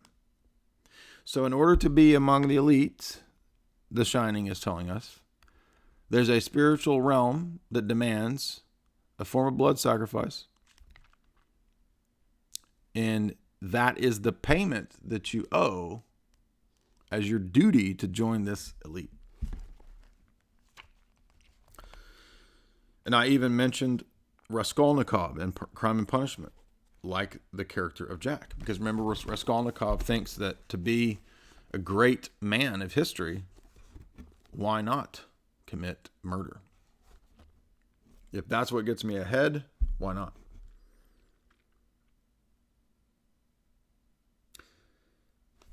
I'm trying to remember what my point here was. Rob Ager had a great quote here that I cited. Bare suit, bare bottom. Is this a pun? Is Kubrick using a sly visual metaphor to reveal certain characters in the film, such as Jack and Ullman as barefaced liars, or Pito, pitofil, bears? I'm saying that in Mexican speak to get around el algoritmos. And we have Hispanic supporters, and they will all love that. All the Mexican people in Spain will love that. That's a joke, by the way. I used to have a friend who was Portuguese, and I would always joke with him about being a Mexican in Portugal.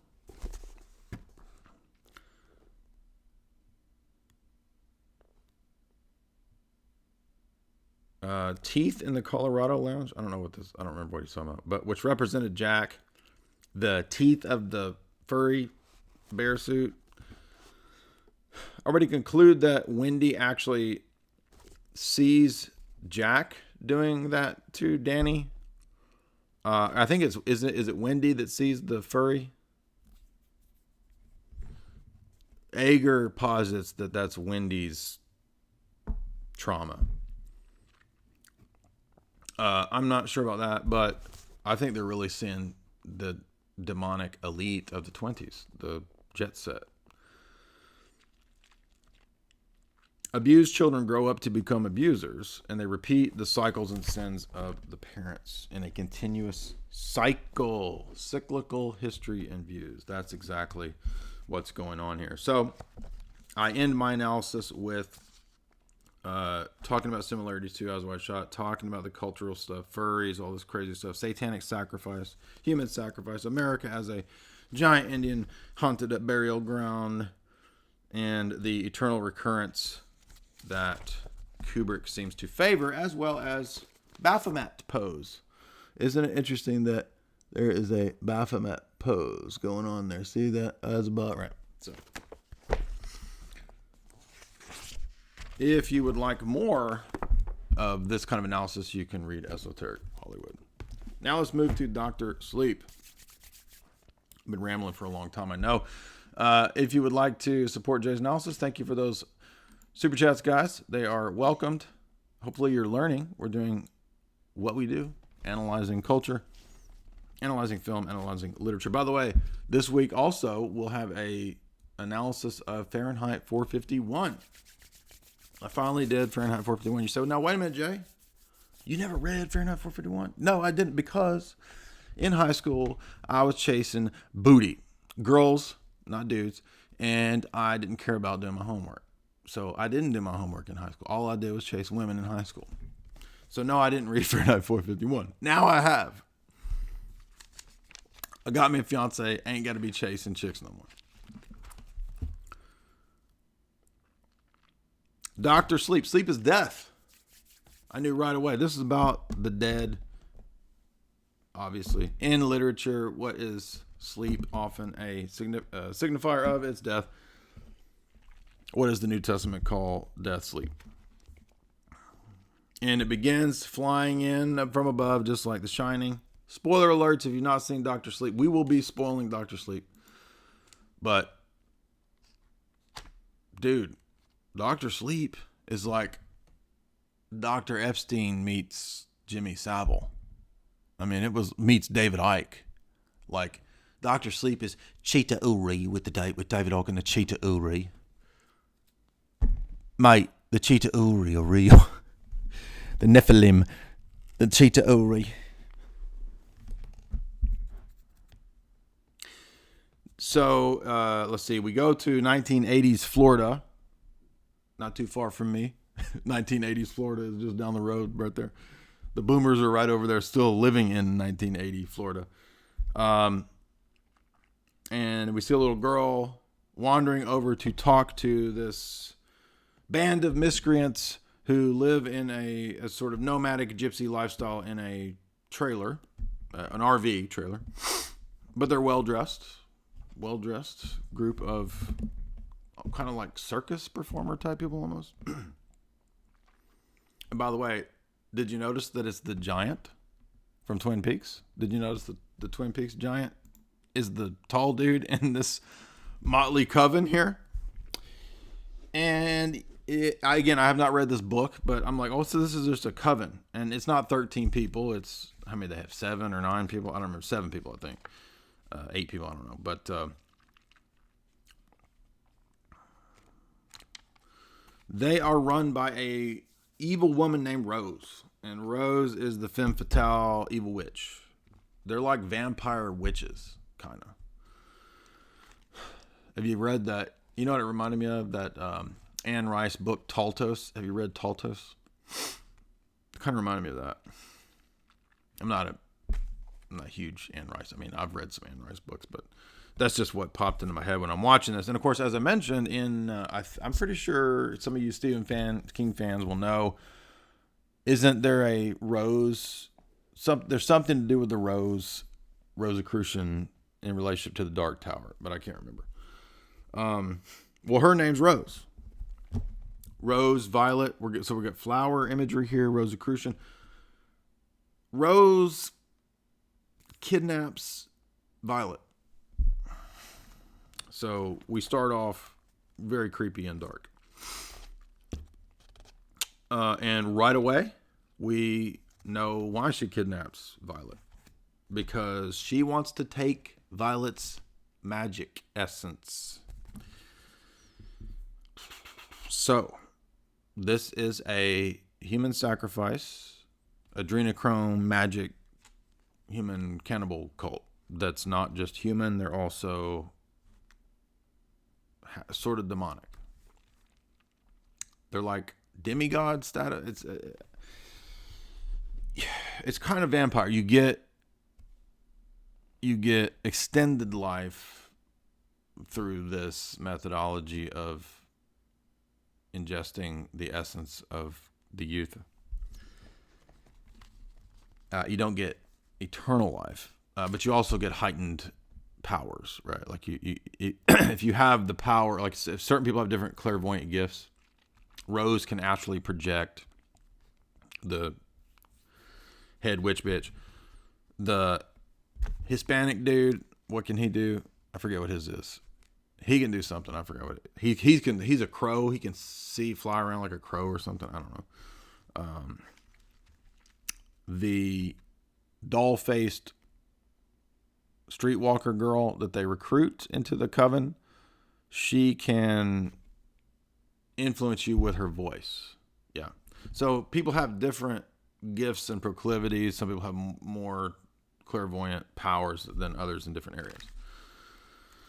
But the head of the group is Rose, and we learn right away that this is some dark stuff, and it's totally like straight up black magic sorcery stuff. Then we flash to Danny and the evil spirits feeding on, we start to figure out that the evil spirits feed on the energy of the living. emotional energy, fear, etc. That is the plot of Twin Peaks. That is what Bob's Garmonbosia is. The demons feed on hatred, anger, and these kind of emotions.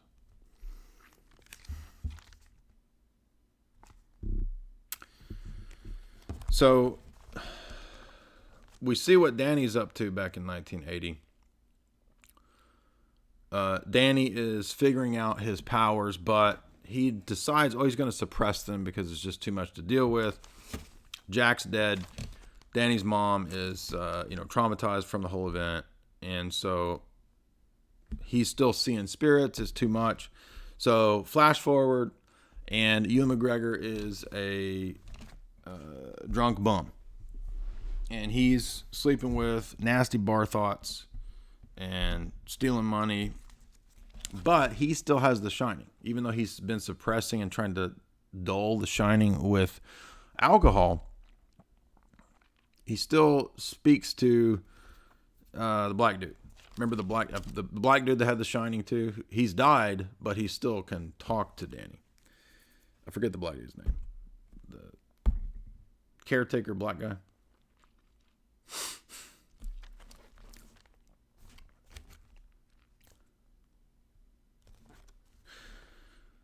Now enters into the picture music boxes. Remember the story? This was odd that Epstein, that one of the popes lent. This is what Epstein claimed in Vanity Fair. I shared it on my Twitter and on my Instagram. It doesn't say which pope, but Epstein claims that the pope lent him his own personal interior designer so that Epstein could make one of his houses, the interior condo or whatever, look like a music box, which presumably would relate to mind control. You do see the music box popping up in mind control related culture, arts, and aesthetics. So that could be relevant to anything kind of significant to kids.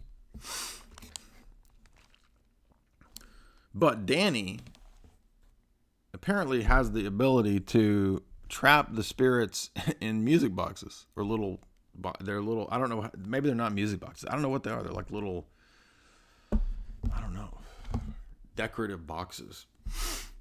And so Danny can trap the spirits in those boxes. So he's basically like a mental ghost hunter. And these are ghost traps, like in Ghostbusters. But the spirits are demons, basically. I don't know whether they're spirits of the dead or demons. They kind of, that's very clear in Dr. Sleep, right? The spirits of the Overlook, they're demons, dude, because they feast on you when you start to pass away. They eat your soul. So these demons and quasi-demonic, demonified humans, instead of deified or theosis, these are deified by the demons, humans in these cults. They feed on the spirits of the kids, and it's actually made clear that I'll skip that part because it probably can't be spoken of on YouTube. But there's a scene where they kidnap somebody, a kid who plays baseball. That's very gruesome. I will warn you, this movie it doesn't directly show it, but even what it implies is pretty rough. And they even kind of make it clear that the cult wants the fear to release the adrenaline into the blood. Now the cult doesn't like drink the blood. It's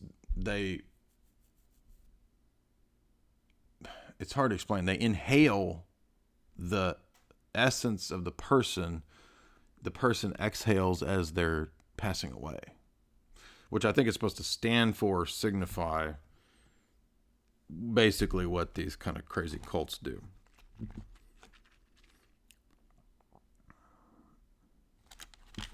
So there's 9 of them, I think. No, I said 7. I think there's 9. 9 is an occult ritual number, obviously. The gypsy witches, / vampires. They initiate you through a death resurrection ritual. Shocker. They give you, I think, a new name. Don't they give new names? I can't remember. But when they induct that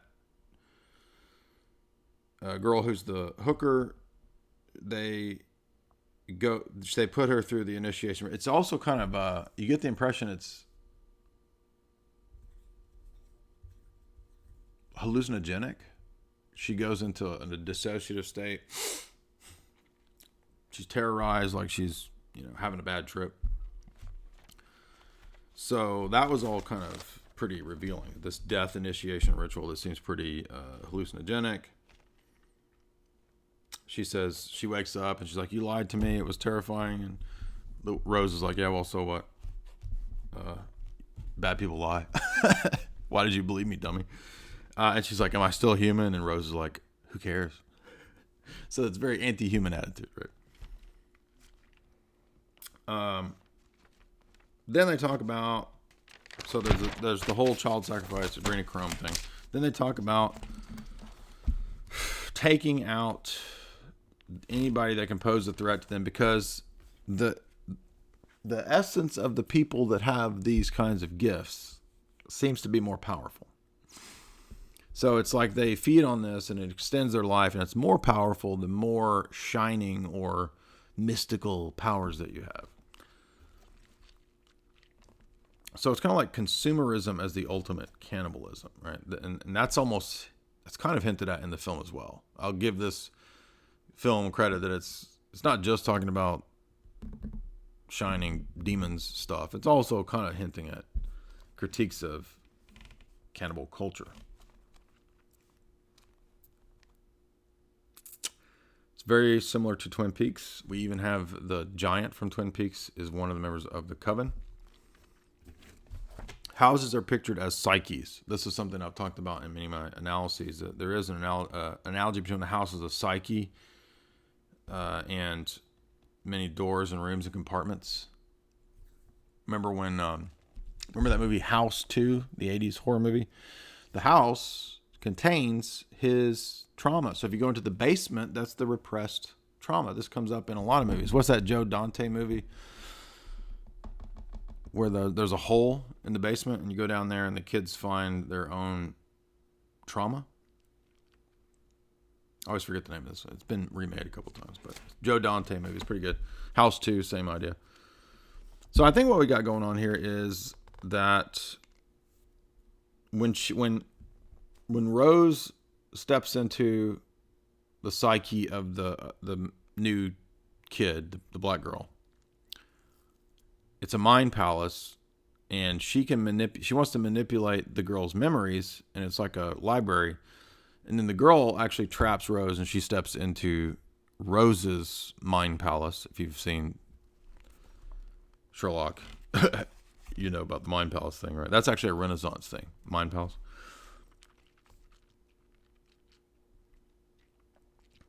So I think what we're getting at here is Nephilim stuff. Rose and her crew are kind of like Nephilim. Maybe, kind of. I don't know if that's where Stephen King took it in the story. I don't know. But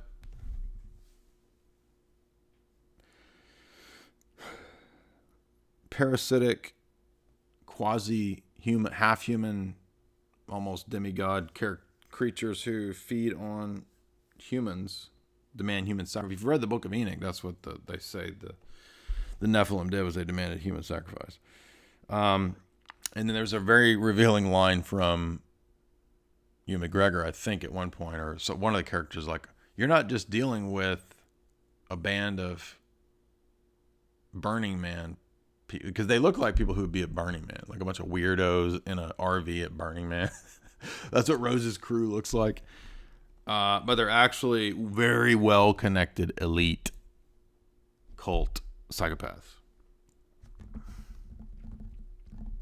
They are Illuminate confirmed, and that's what Ewan McGregor says at one point. Danny says, "You're not dealing with normal people here. This is like the level." Remember when Tom Cruise stumbles into the party?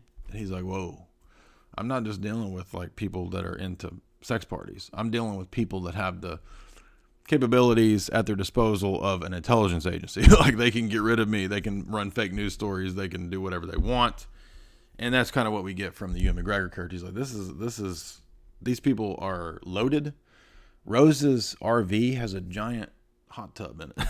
It's like the richest festival chick ever. Like the richest hippie festival chick ever. Like the queen of all festival Burning Man witches. She's got a giant $1 zillion RV with a hot tub in it.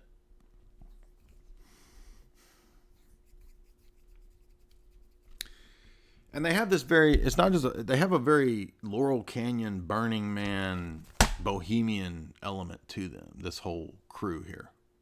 I mean, they're very 60s counterculture. Rose is wearing like the bohemian. Rose looks like she would have been at the Paramount Ranch when I spoke there earlier this summer, previous summer. When we filmed that sizzle reel, and then when I spoke at Paramount, right before Paramount Ranch burned, there's all the rich hippie girls. That's what Rose looked just like she would be at this event.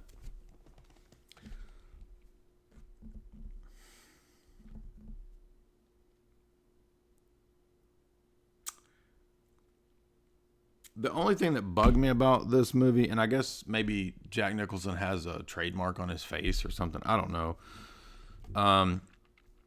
If they're going to do the CGI, make Linda Hamilman look like she's 20 again, make Arnold look like he's 25, why didn't they just CGI Danny and Jack Nicholson? I don't know. For some reason, they chose not to. So they got this dude that looks like Jack Black. And I'm like, that's Jack Black. That's not Jack Nicholson. They just look, I mean, it works. It's still, the Gold Room looks just like the Gold Room. But I'm like, he's supposed to be talking to his dad, Jack Nicholson, and he's talking to Jack Black. It's not Jack Black, but he looks like him. I don't know. I didn't care for that part. And the woman didn't look like Shelley Long. Shelley Duvall. Shelley. She didn't look like Shelley.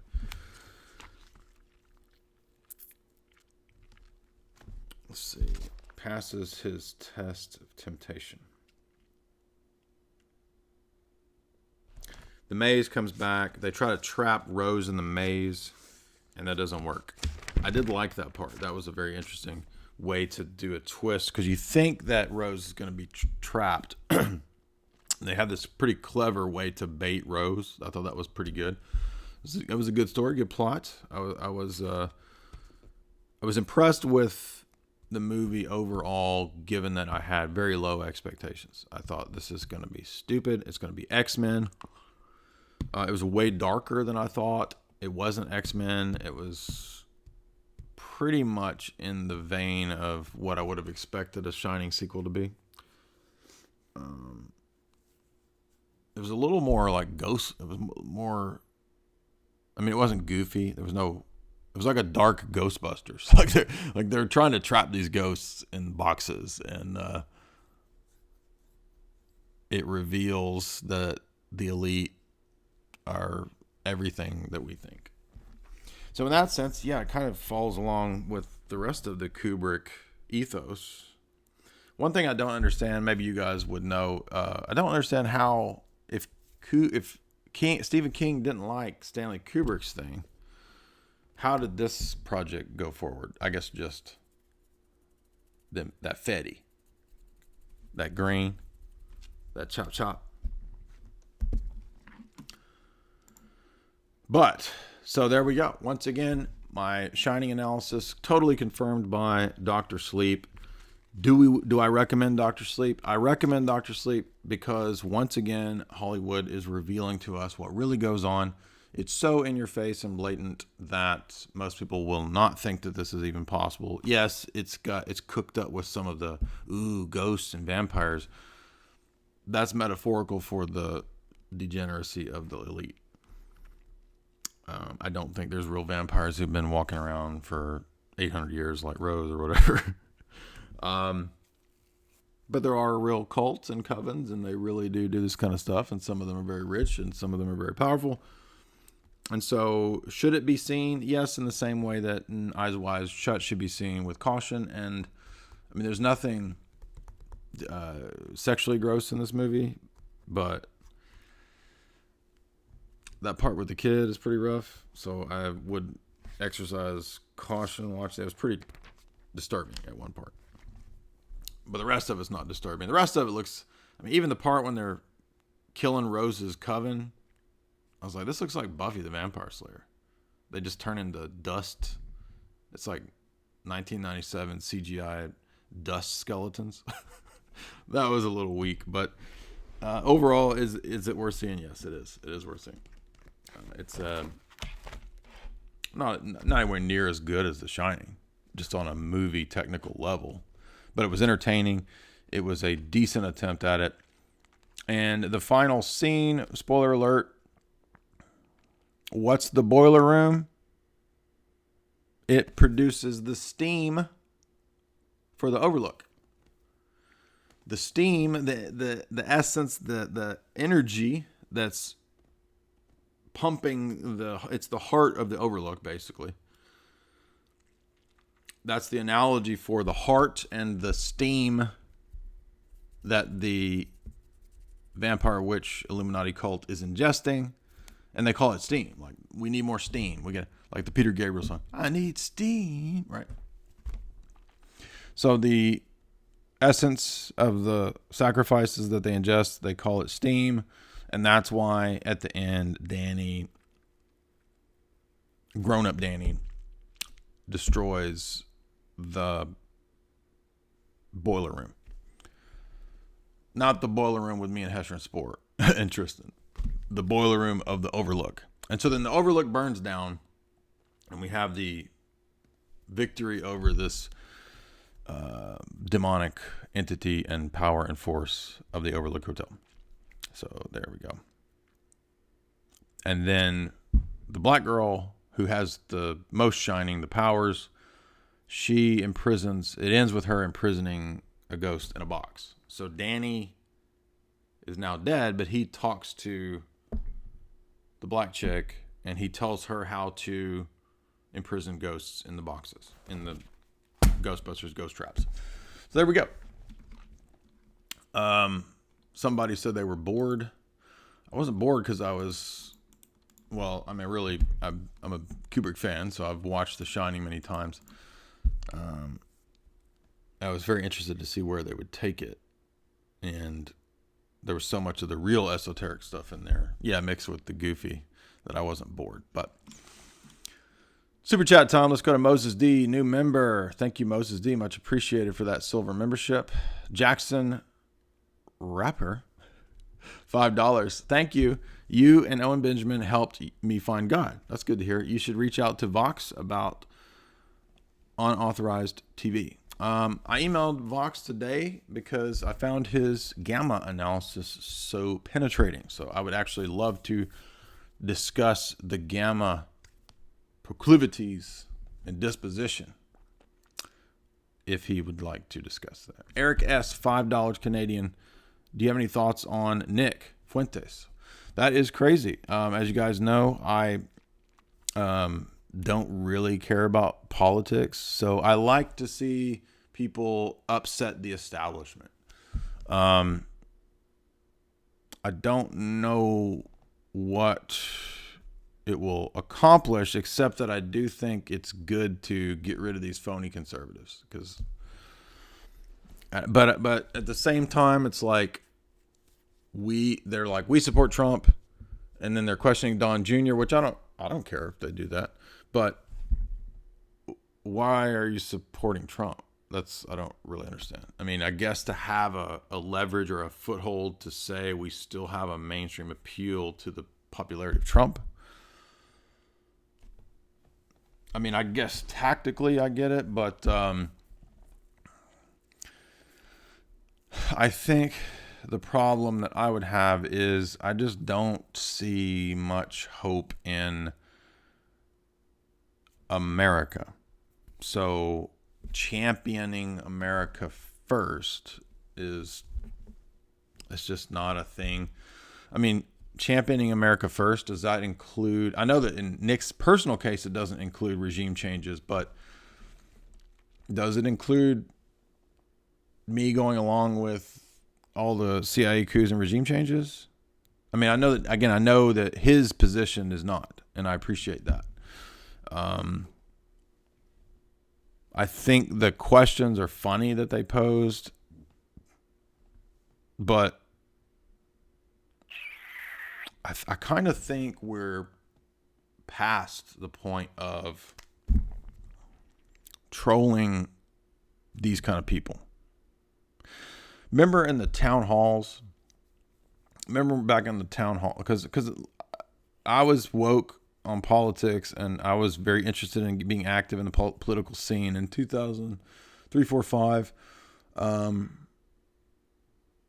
used to be involved in the campus stuff, and I would hand out DVDs, and we would play woke, conservative films, and we would support that on campus. And eventually, of course, the campus shuts it down. And so I'm not opposed. I used to do this stuff when I was Nick's age. I totally get it.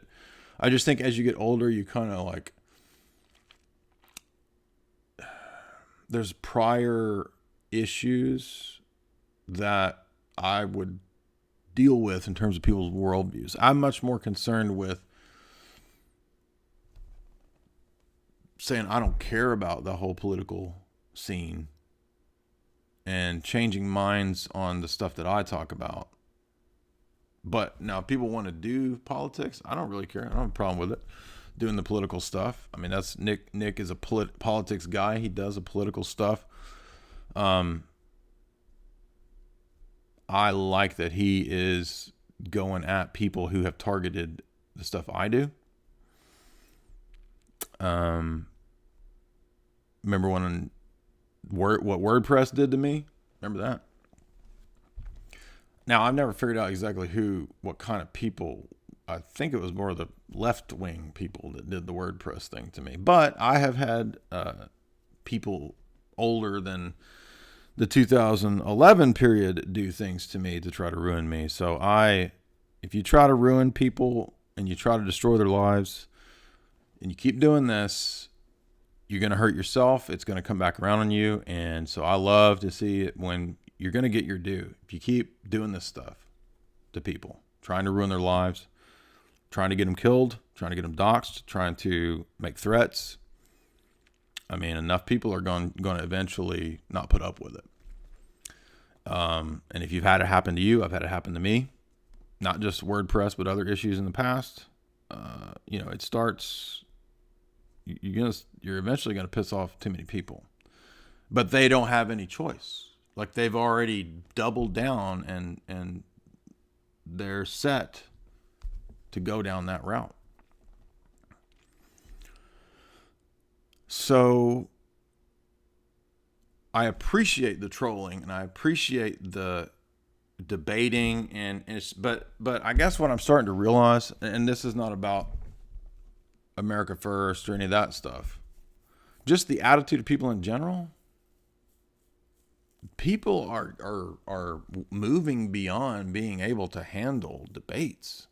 I mean, look at the reaction of all these people. What did they do? They immediately wanted to ban and shut everybody down. Oh, so you're fake, just like everybody said you were. And you don't actually support any of the stuff that you claim to support. But we knew that, right? But this is great to demonstrate that. But what I'm saying is, let's say we dismantled all of the neocon, rhino, fake conservatism. All that's dismantled. The establishment will create a new organization. I'm not talking about Nick. I'm not saying. I'm saying what the response will be, because I've seen this for years. I've been watching and involved in this kind of stuff since 2003. What they'll do is they will pick actually 2001, I got into politics from a Calvinist pastor who was a libertarian conservative Big fan of Gary North, Lou Rockwell. So I've actually been involved in this kind of stuff since 2000, 2001, prior to 2001. What the establishment will do is they might scrap turning points. And would that be a victory? I guess, yeah, from the Groyper side, that would be a victory. But the problem is that there's a lot of young guys with a lot of energy who are going at a system that has already dealt with these kinds of disruptions. And what they'll do is they will put out a new movement into, let's say, Turning Points just falls apart. Give them about 3 years. They will resurrect a new movement. There will be a lot of people in that movement saying woke, cool, trad things. And then they'll just generally, gradually, slowly steer it into who knows what. Nonsense, craziness. And also remember that, I'm not talking about Nick and those people, but remember that saying things and getting a message out, exposing things, it has an effect, but the problem is that it doesn't have a long-term effect. And this is what I've noticed, is that because I can think back to many times in the last, since 2000, 2001, of watching, being woke, studying stuff, looking at media, doing a media analysis. I can think of many times when big time exposés came out. Huge expose, just devastating expose, devastating event. And it did nothing. Now, did it make some people mad? Were there some people who lost their jobs or patsies got put in jail? Yeah. Did it change the whole system? No. What is the approach that I do? The big picture. How do we confront the big picture? Well, it's going to be, in my view, through my job. My goal is to alter people's fundamental paradigms so that they can reconsider on a bigger, grander scale. That's what I'm trying to do. I'm very realistic that we're not going to have a Byzantine Empire in America. Of course not. I know that. Could America conceivably become a religiously conservative place? Maybe that's possible. I mean, anything, the last several years has shown me that anything is possible. So I don't know what to expect. I want to see the ideas that I believe in expanded. I think a lot of those people are a complete waste of time. I'm talking about the phony, fake conservative people. That's a total waste of time. All of those people. Calling them out, that's great. That's awesome. I mean, hey, we've trolled. We've done some pretty epic trolling. So I applaud the trolling. I think it is having a tremendous effect.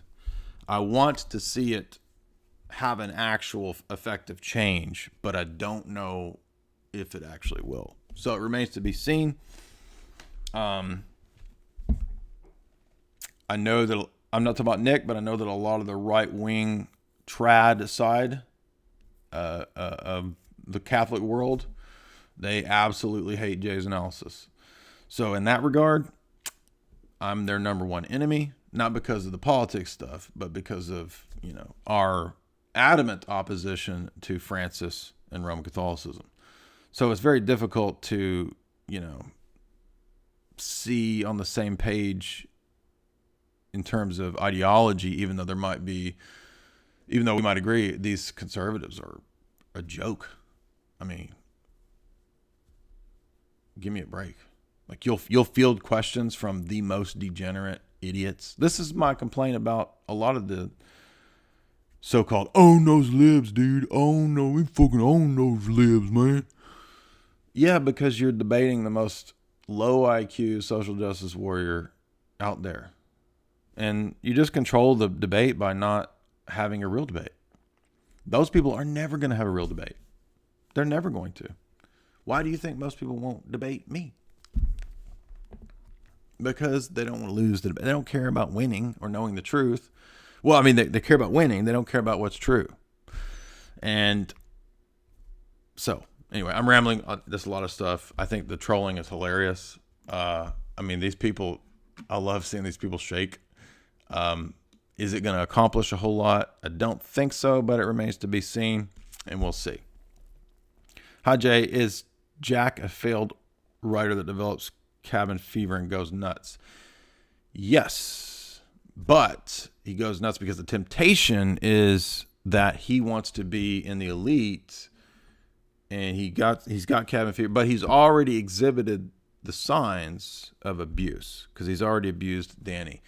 And yes, he has taken out some of that anger and hatred, as you said, because he's a failed writer.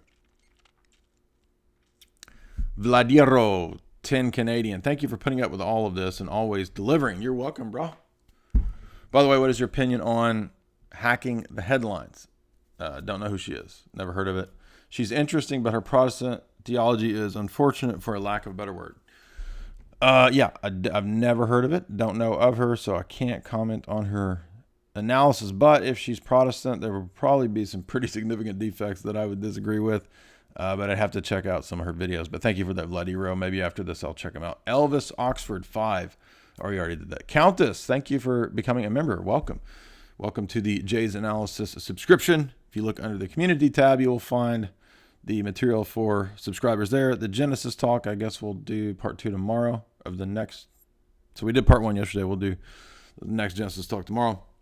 And that will be posted on the community tab. But remember, if YouTube is ever gone for Jay's Analysis, you can always subscribe at Jay's Analysis through PayPal, credit card, etc., etc. So we don't want to rely just on one outlet. We always got to have the backups. But I mean, you can also do Patreon, right? There's not just YouTube or just the website or just Patreon. We've got multiple ways of doing it. The content at each one of these is the same. There's not hidden stuff on Patreon or hidden stuff on the website. Content's all the same, except that if I'm ever gone, my website will still be there. So that's, and remember, but for some crazy reason, all the videos are gone or something, there's audios of everything, and you can always follow the podcast. And if the podcast goes away, if we get ever dropped on that, I still have the audios, and I will upload all those to the website.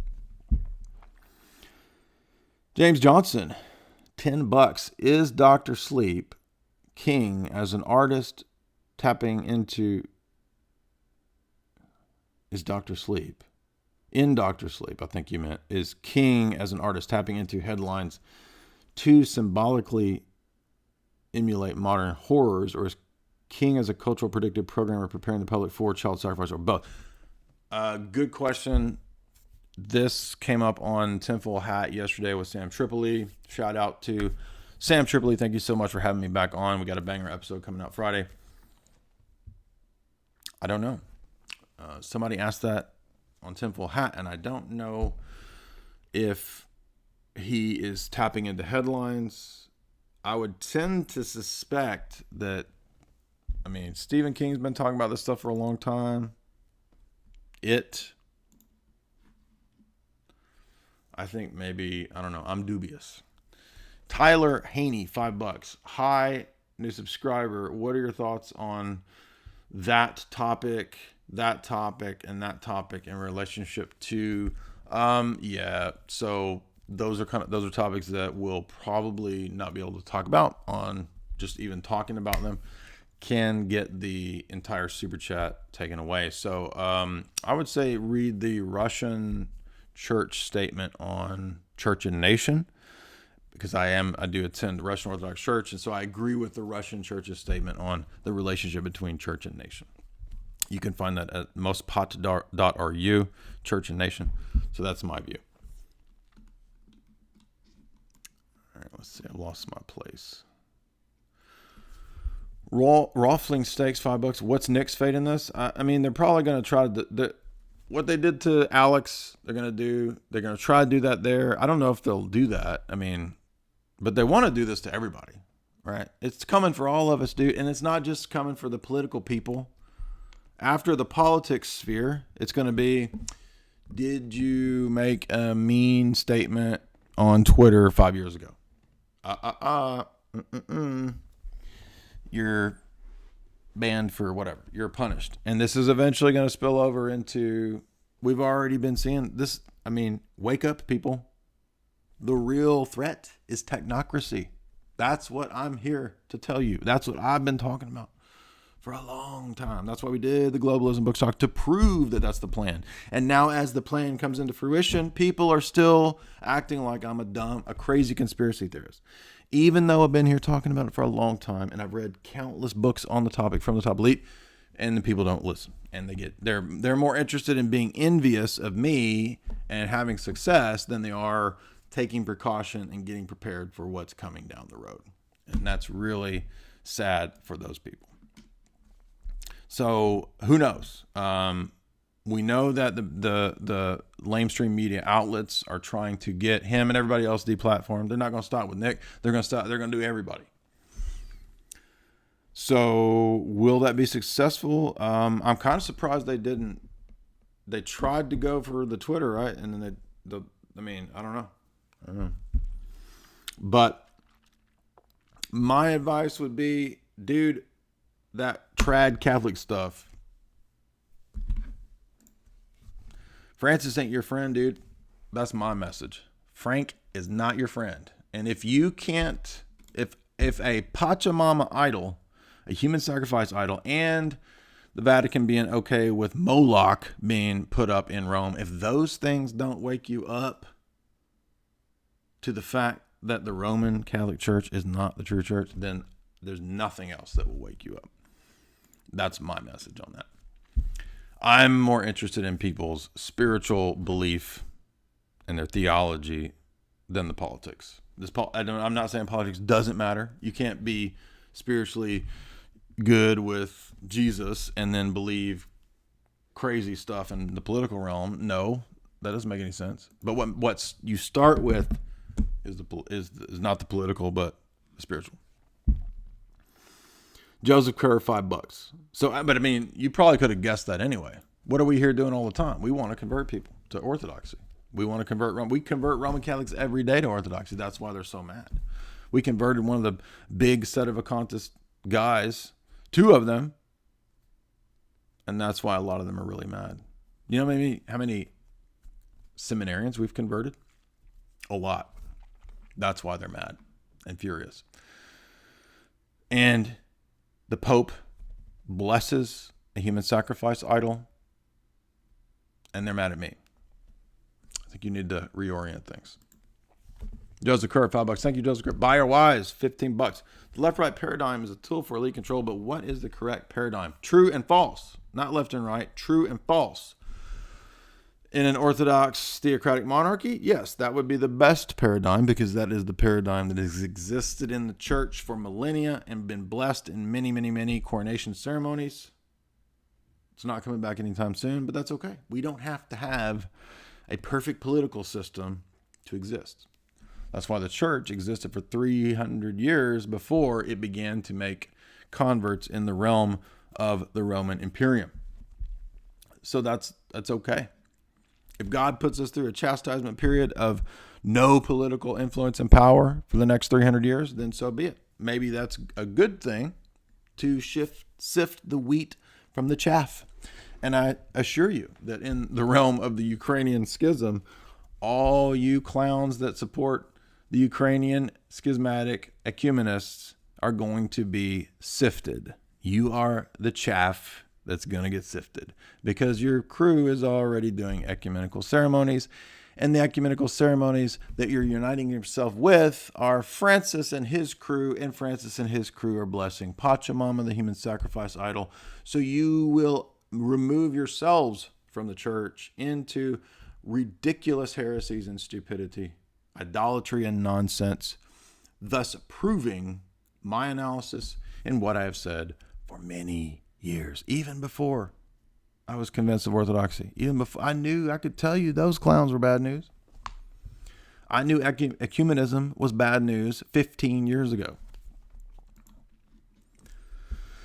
So would I consider a lecture series on the topic? I've done a lecture on church and state relations. I mean, orthodoxy has centuries of church and state relations. I'm not being mean to you. I'm just saying I have lectures on that. listen to the Church and State Byzantine Symphonia talk. Now, is that relevant to today's politics? Not really.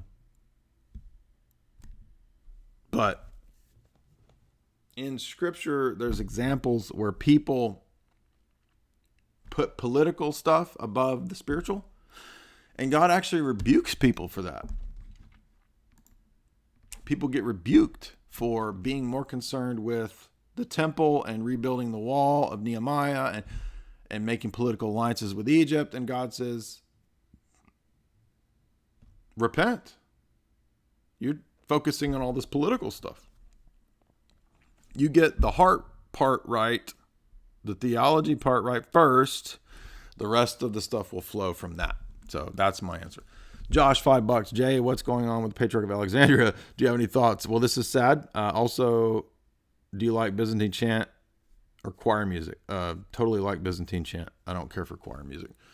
I'm always playing Byzantine chant. I do like some of the Russian choir music, but like the Alleluia, the Bridegroom, that's one of my favorites. Yeah, I mean, this shows that I was right, because why else would that guy flip overnight if there wasn't some threat, some warning of not getting funds anymore from the U.S. government through whatever foreign aid offices the money goes to them, or they have compromised information? Why else would people change their mind overnight? Oh, well, because everything that I tell you about how the world really works is actually true. And I've been telling you that for a long time, and all the Epstein stuff proves it. And yet still people want to fight and oppose me. Who's your favorite philosopher? $3. Moses and Jesus. How's that?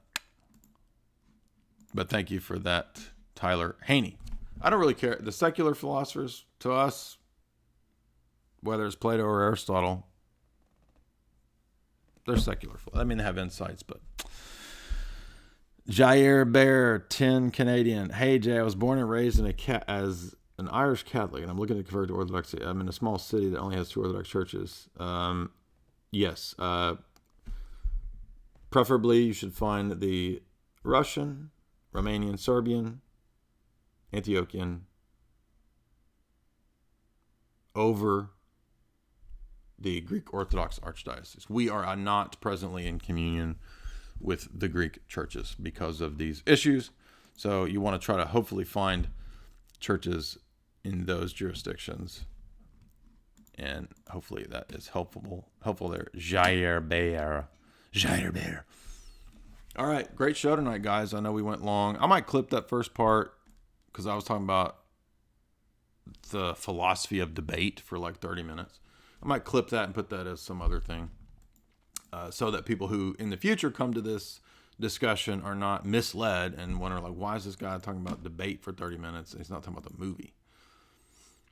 Make Vindicator in an 80s retro shirt so I can buy it foregone. That's a great idea. Why don't you guys start making... You don't have to wait for me. Maybe give me a cut. You can make Jay's Analysis t-shirts. Give me a little cut. You know what I'm saying? I need to make some. I was going to make some like 6 months ago. And I called the dude... And he was like, yeah, send me an email of your images. And then he never emailed me back. I'm like, you don't want business? I guess not. So then I forgot and I never did it again. I can't, there's too much stuff to do. I can't handle all this stuff. But we will have Jay's Analysis t-shirts. I got my Sunday Wire t-shirt on right now. So shout out Sunday Wire. Patrick Henningsen doing that great based political work. Shout out to the Boiler Room. Every Thursday night. Hopefully we can be back to doing the Boiler Room soon. We do have Thursday, though, because, again, scheduling issues. We are going to try to do, myself, Tristan, and Father Deacon Dr. Ananias, a discussion on diet, philosophy, worldview, health, diet, carnivore. What about that in Orthodoxy? That question comes up every day so many times that we thought we would just do a stream. And I think that'll be a good one if we can get the stuff to work and the OBS not crash. Now, OBS, it crashed for me today twice. It's working now. But anytime I try to pipe in other guests on OBS, it crashes. So I don't know what to do. Thank you, Gretchen. Yeah, I was on with Gons. Shout out to Face Like the Sun. Shout out to Gons. Shout out Canary Cry Radio. Great interview. Shout out to KJ. KJ was right. He said months ago that what was coming on YouTube is now in the news. So KJ was right about that. Shout out KJ. Shout out to True Stream Media. I don't do shout out. I should do more shout outs. I'll just forget. Shout out to who else? Shout out to Sam Tripoli for having me on this week. I'm very, very thankful. Look for the Dawson debate first week of December. And by the way, isn't that great to do? Remember blood sports?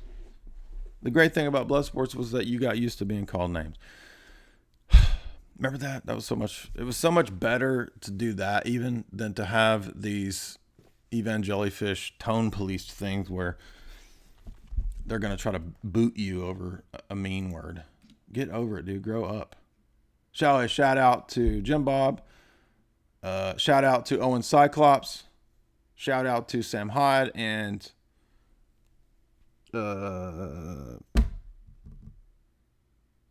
Guttermain. Shout out Sam Hyde, Guttermain. I got that beautiful Sam Hyde bag. Them Sam Hyde Bucci fashions, baby. Who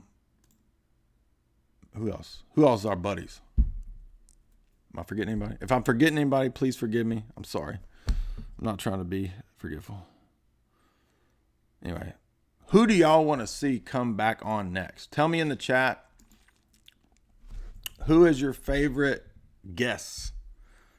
I'd love to. I mean, I keep telling Guttermain, let's do something. I think maybe eventually he will. Shout out Roosh. Shout out. Got to give him a copy of Father Seraphim Rose's book on nihilism. It was a powerful testimony he gave about Christ, his conversion to Christ. Had a great talk with him. Shout out Media Monarchy. Yep, we love James Evan Pilato. We got much love for James Evan Pilato. No hate for James Evan Pilato. You want me to try to get James Evan Pilato back on? Well, we always got shows with Tristan going. Who? Benny Wills. Yeah, Benny just got married. So shout out Benny Wills. So he's probably enjoying that married life. KJ, we talked about doing a new stream. We'll see what KJ wants to do. Who else you guys want to see next? Chris Pratt. I think Chris Pratt's a little out of my league. I'm almost as famous as Chris Pratt, but I think he's a little bit out of my league. Mr. Jatras, yes, we'll get Mr. Jatras back. Who else you want to see? KJ. We got some KJs. We got some Jatrases. You don't have to worry about Tristan. Tristan's a recurring guest. You don't have to recur. We're going to be with him Thursday. Oh, I'm sorry. I missed Emil Surik. I'm sorry. Emil for $20. He says, by the way, keep telling me who you want to come on next. Emil says, do you think that there's a connection between this Israel's selection of the king exalting of one tribe and the papacy? Yes, because I do think that the Frankish thesis is correct. Both the exaltation of one tribe over another with Benjamin and then Judah and one apostle leads to a split. There is an analogy. I mean, we can't press the Old Testament split between northern and southern Israel too hard to the split between the east and the west in the church. You can make an analogy, but you can't press it too hard because the church is fundamentally a more powerful unitive institution than Old Testament Israel. So Old Testament Israel is a type of the church, yes. And the split between the northern tribes and the southern kingdom of Judah is an analogy to what happens in the church. But the church, the difference is that Israel could lose its unity and be split. The fundamental constitution of the church can never lose its visible unity. It will always be one Holy Catholic and Apostolic, even if that number is in the minority, like in the Arian crisis. It will always still be one Holy Catholic and Apostolic. Typically, numbers are there. They're irrelevant. They're not the ultimate determiner, but they do, in many periods, have a significance, hence why Augustine could argue to the Donatists, how are you the Catholic Church when you're shut up in the northern corner of Africa, right? You can't be the true church and everybody else, all their sacraments are dead and there's no grace, right? That's a true basic argument against the Donatists, right? But conceivably, could there be a mass apostasy? Yeah, conceivably that can happen. Yeah, it happened in the Arian crisis. But I just wouldn't press the analogy between the division of the tribes in Israel too hard, because of the fact that this is pre-Pentecost. So after Pentecost, the promise of the Spirit to the church guides the church to never lose that fundamental unity. And hence Jesus can say in Matthew 16 that the gates of hell won't prevail against the church. So who else you guys want to see? Who do we say? Jamie Deluxe? I don't know Jamie Deluxe. Yeah, actually, Jamie will be coming back to discuss a globalism book. My beautiful fiance, Jamie, read one of the globalism books, and she found one in her book stacks that I did not know about. Did you know H.G. Wells has a weird book called God the Invisible King, where H.G. Wells describes his goofy, weird, deistic, Masonic sort of theology, his like quasi pre-New Age Masonic deistic theology. He has a generic deistic natural theology. But it's interesting because it does relate to the New World Order. So actually in the next few days, Jamie will also be joining me to do one of the globalism books. So she will be coming back. I don't know who Father Bailey is. Yes, I do want Patrick to come back on actually to discuss geopolitics. And I did mention, I texted Patrick the other day and said, would you like to come back? And he said yes, but we both got busy. Oh, Father Spiridon Bailey. Okay, yeah, I should reach out to him because we're both in the Russian Orthodox Spirit. Nathan Doan, $5. What do you think of Pajot? Get him on the show. We've talked in the past about doing shows. I'm not averse to that. I think that I'm a little more edgy in the sense of debating and I have critiqued some of the people that he is close to, like Father Freeman.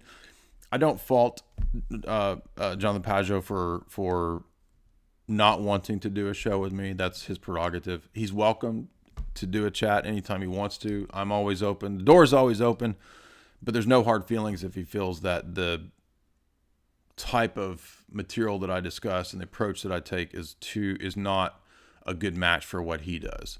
So, but the door is always open if anybody wants to do that. Jim's in the chat. Who's Jim? Jim Mediker? Mediker would be an interesting chat. I think Mediker's, he's kind of hard to get a chat with, but Jimothy. Who's Jim? Yeah, some of those people, I think would be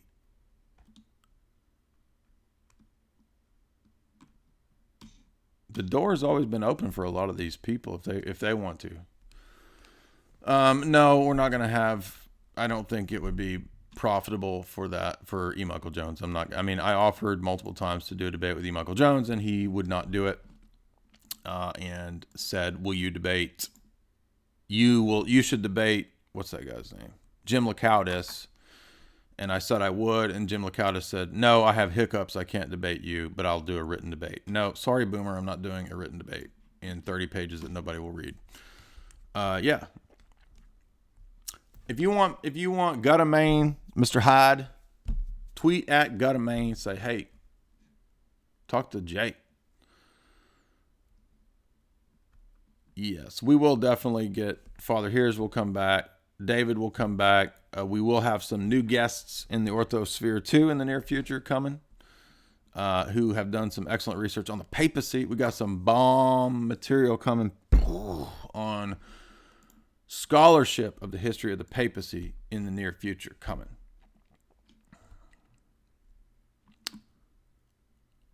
So,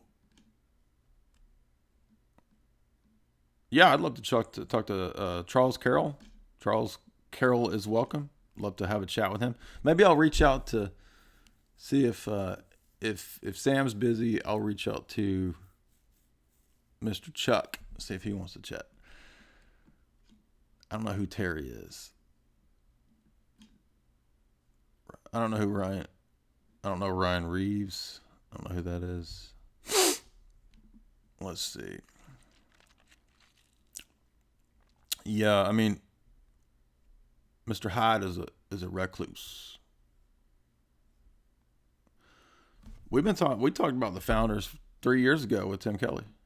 So would have been cool if Medicare had reached out. We could have, bruh, we've been talking about it for a year. Why don't you reach out to me, bruh? I know what Medicare's Twitter is. I've tweeted at Medicare.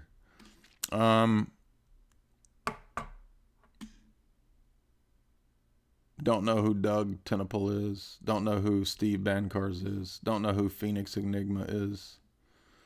Anyway, these are some interesting names. Yes, we do need to get Michael Witkoff back on because we had a based interview. That's a good one. Thank you for reminding me of. Shout out to Michael Witkoff. Everybody get Michael Witkoff's book on the Masons.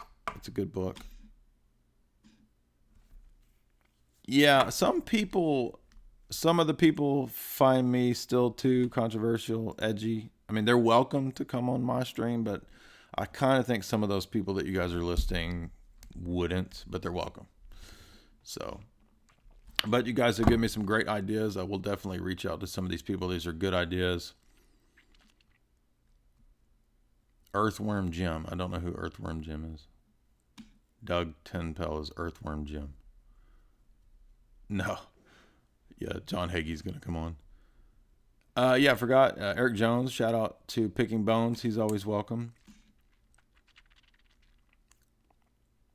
Yeah, we did say with Owen Cyclops we'd bring him back. So, all right, thank you guys. Those are some great ideas.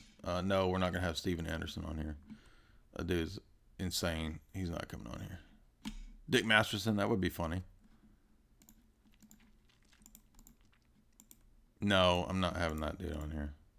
We're not having any crazy trads on here. Anyway. All right. Good ideas. We'll definitely have some of those people back. Who's somebody new, though? Like, we've had a bunch of those people. Let's get somebody new. Corbett's too busy. I probably couldn't get Corbett back. He's too busy. Sinead O'Connor. That's it. We're going to get Sinead O'Connor on next. All right.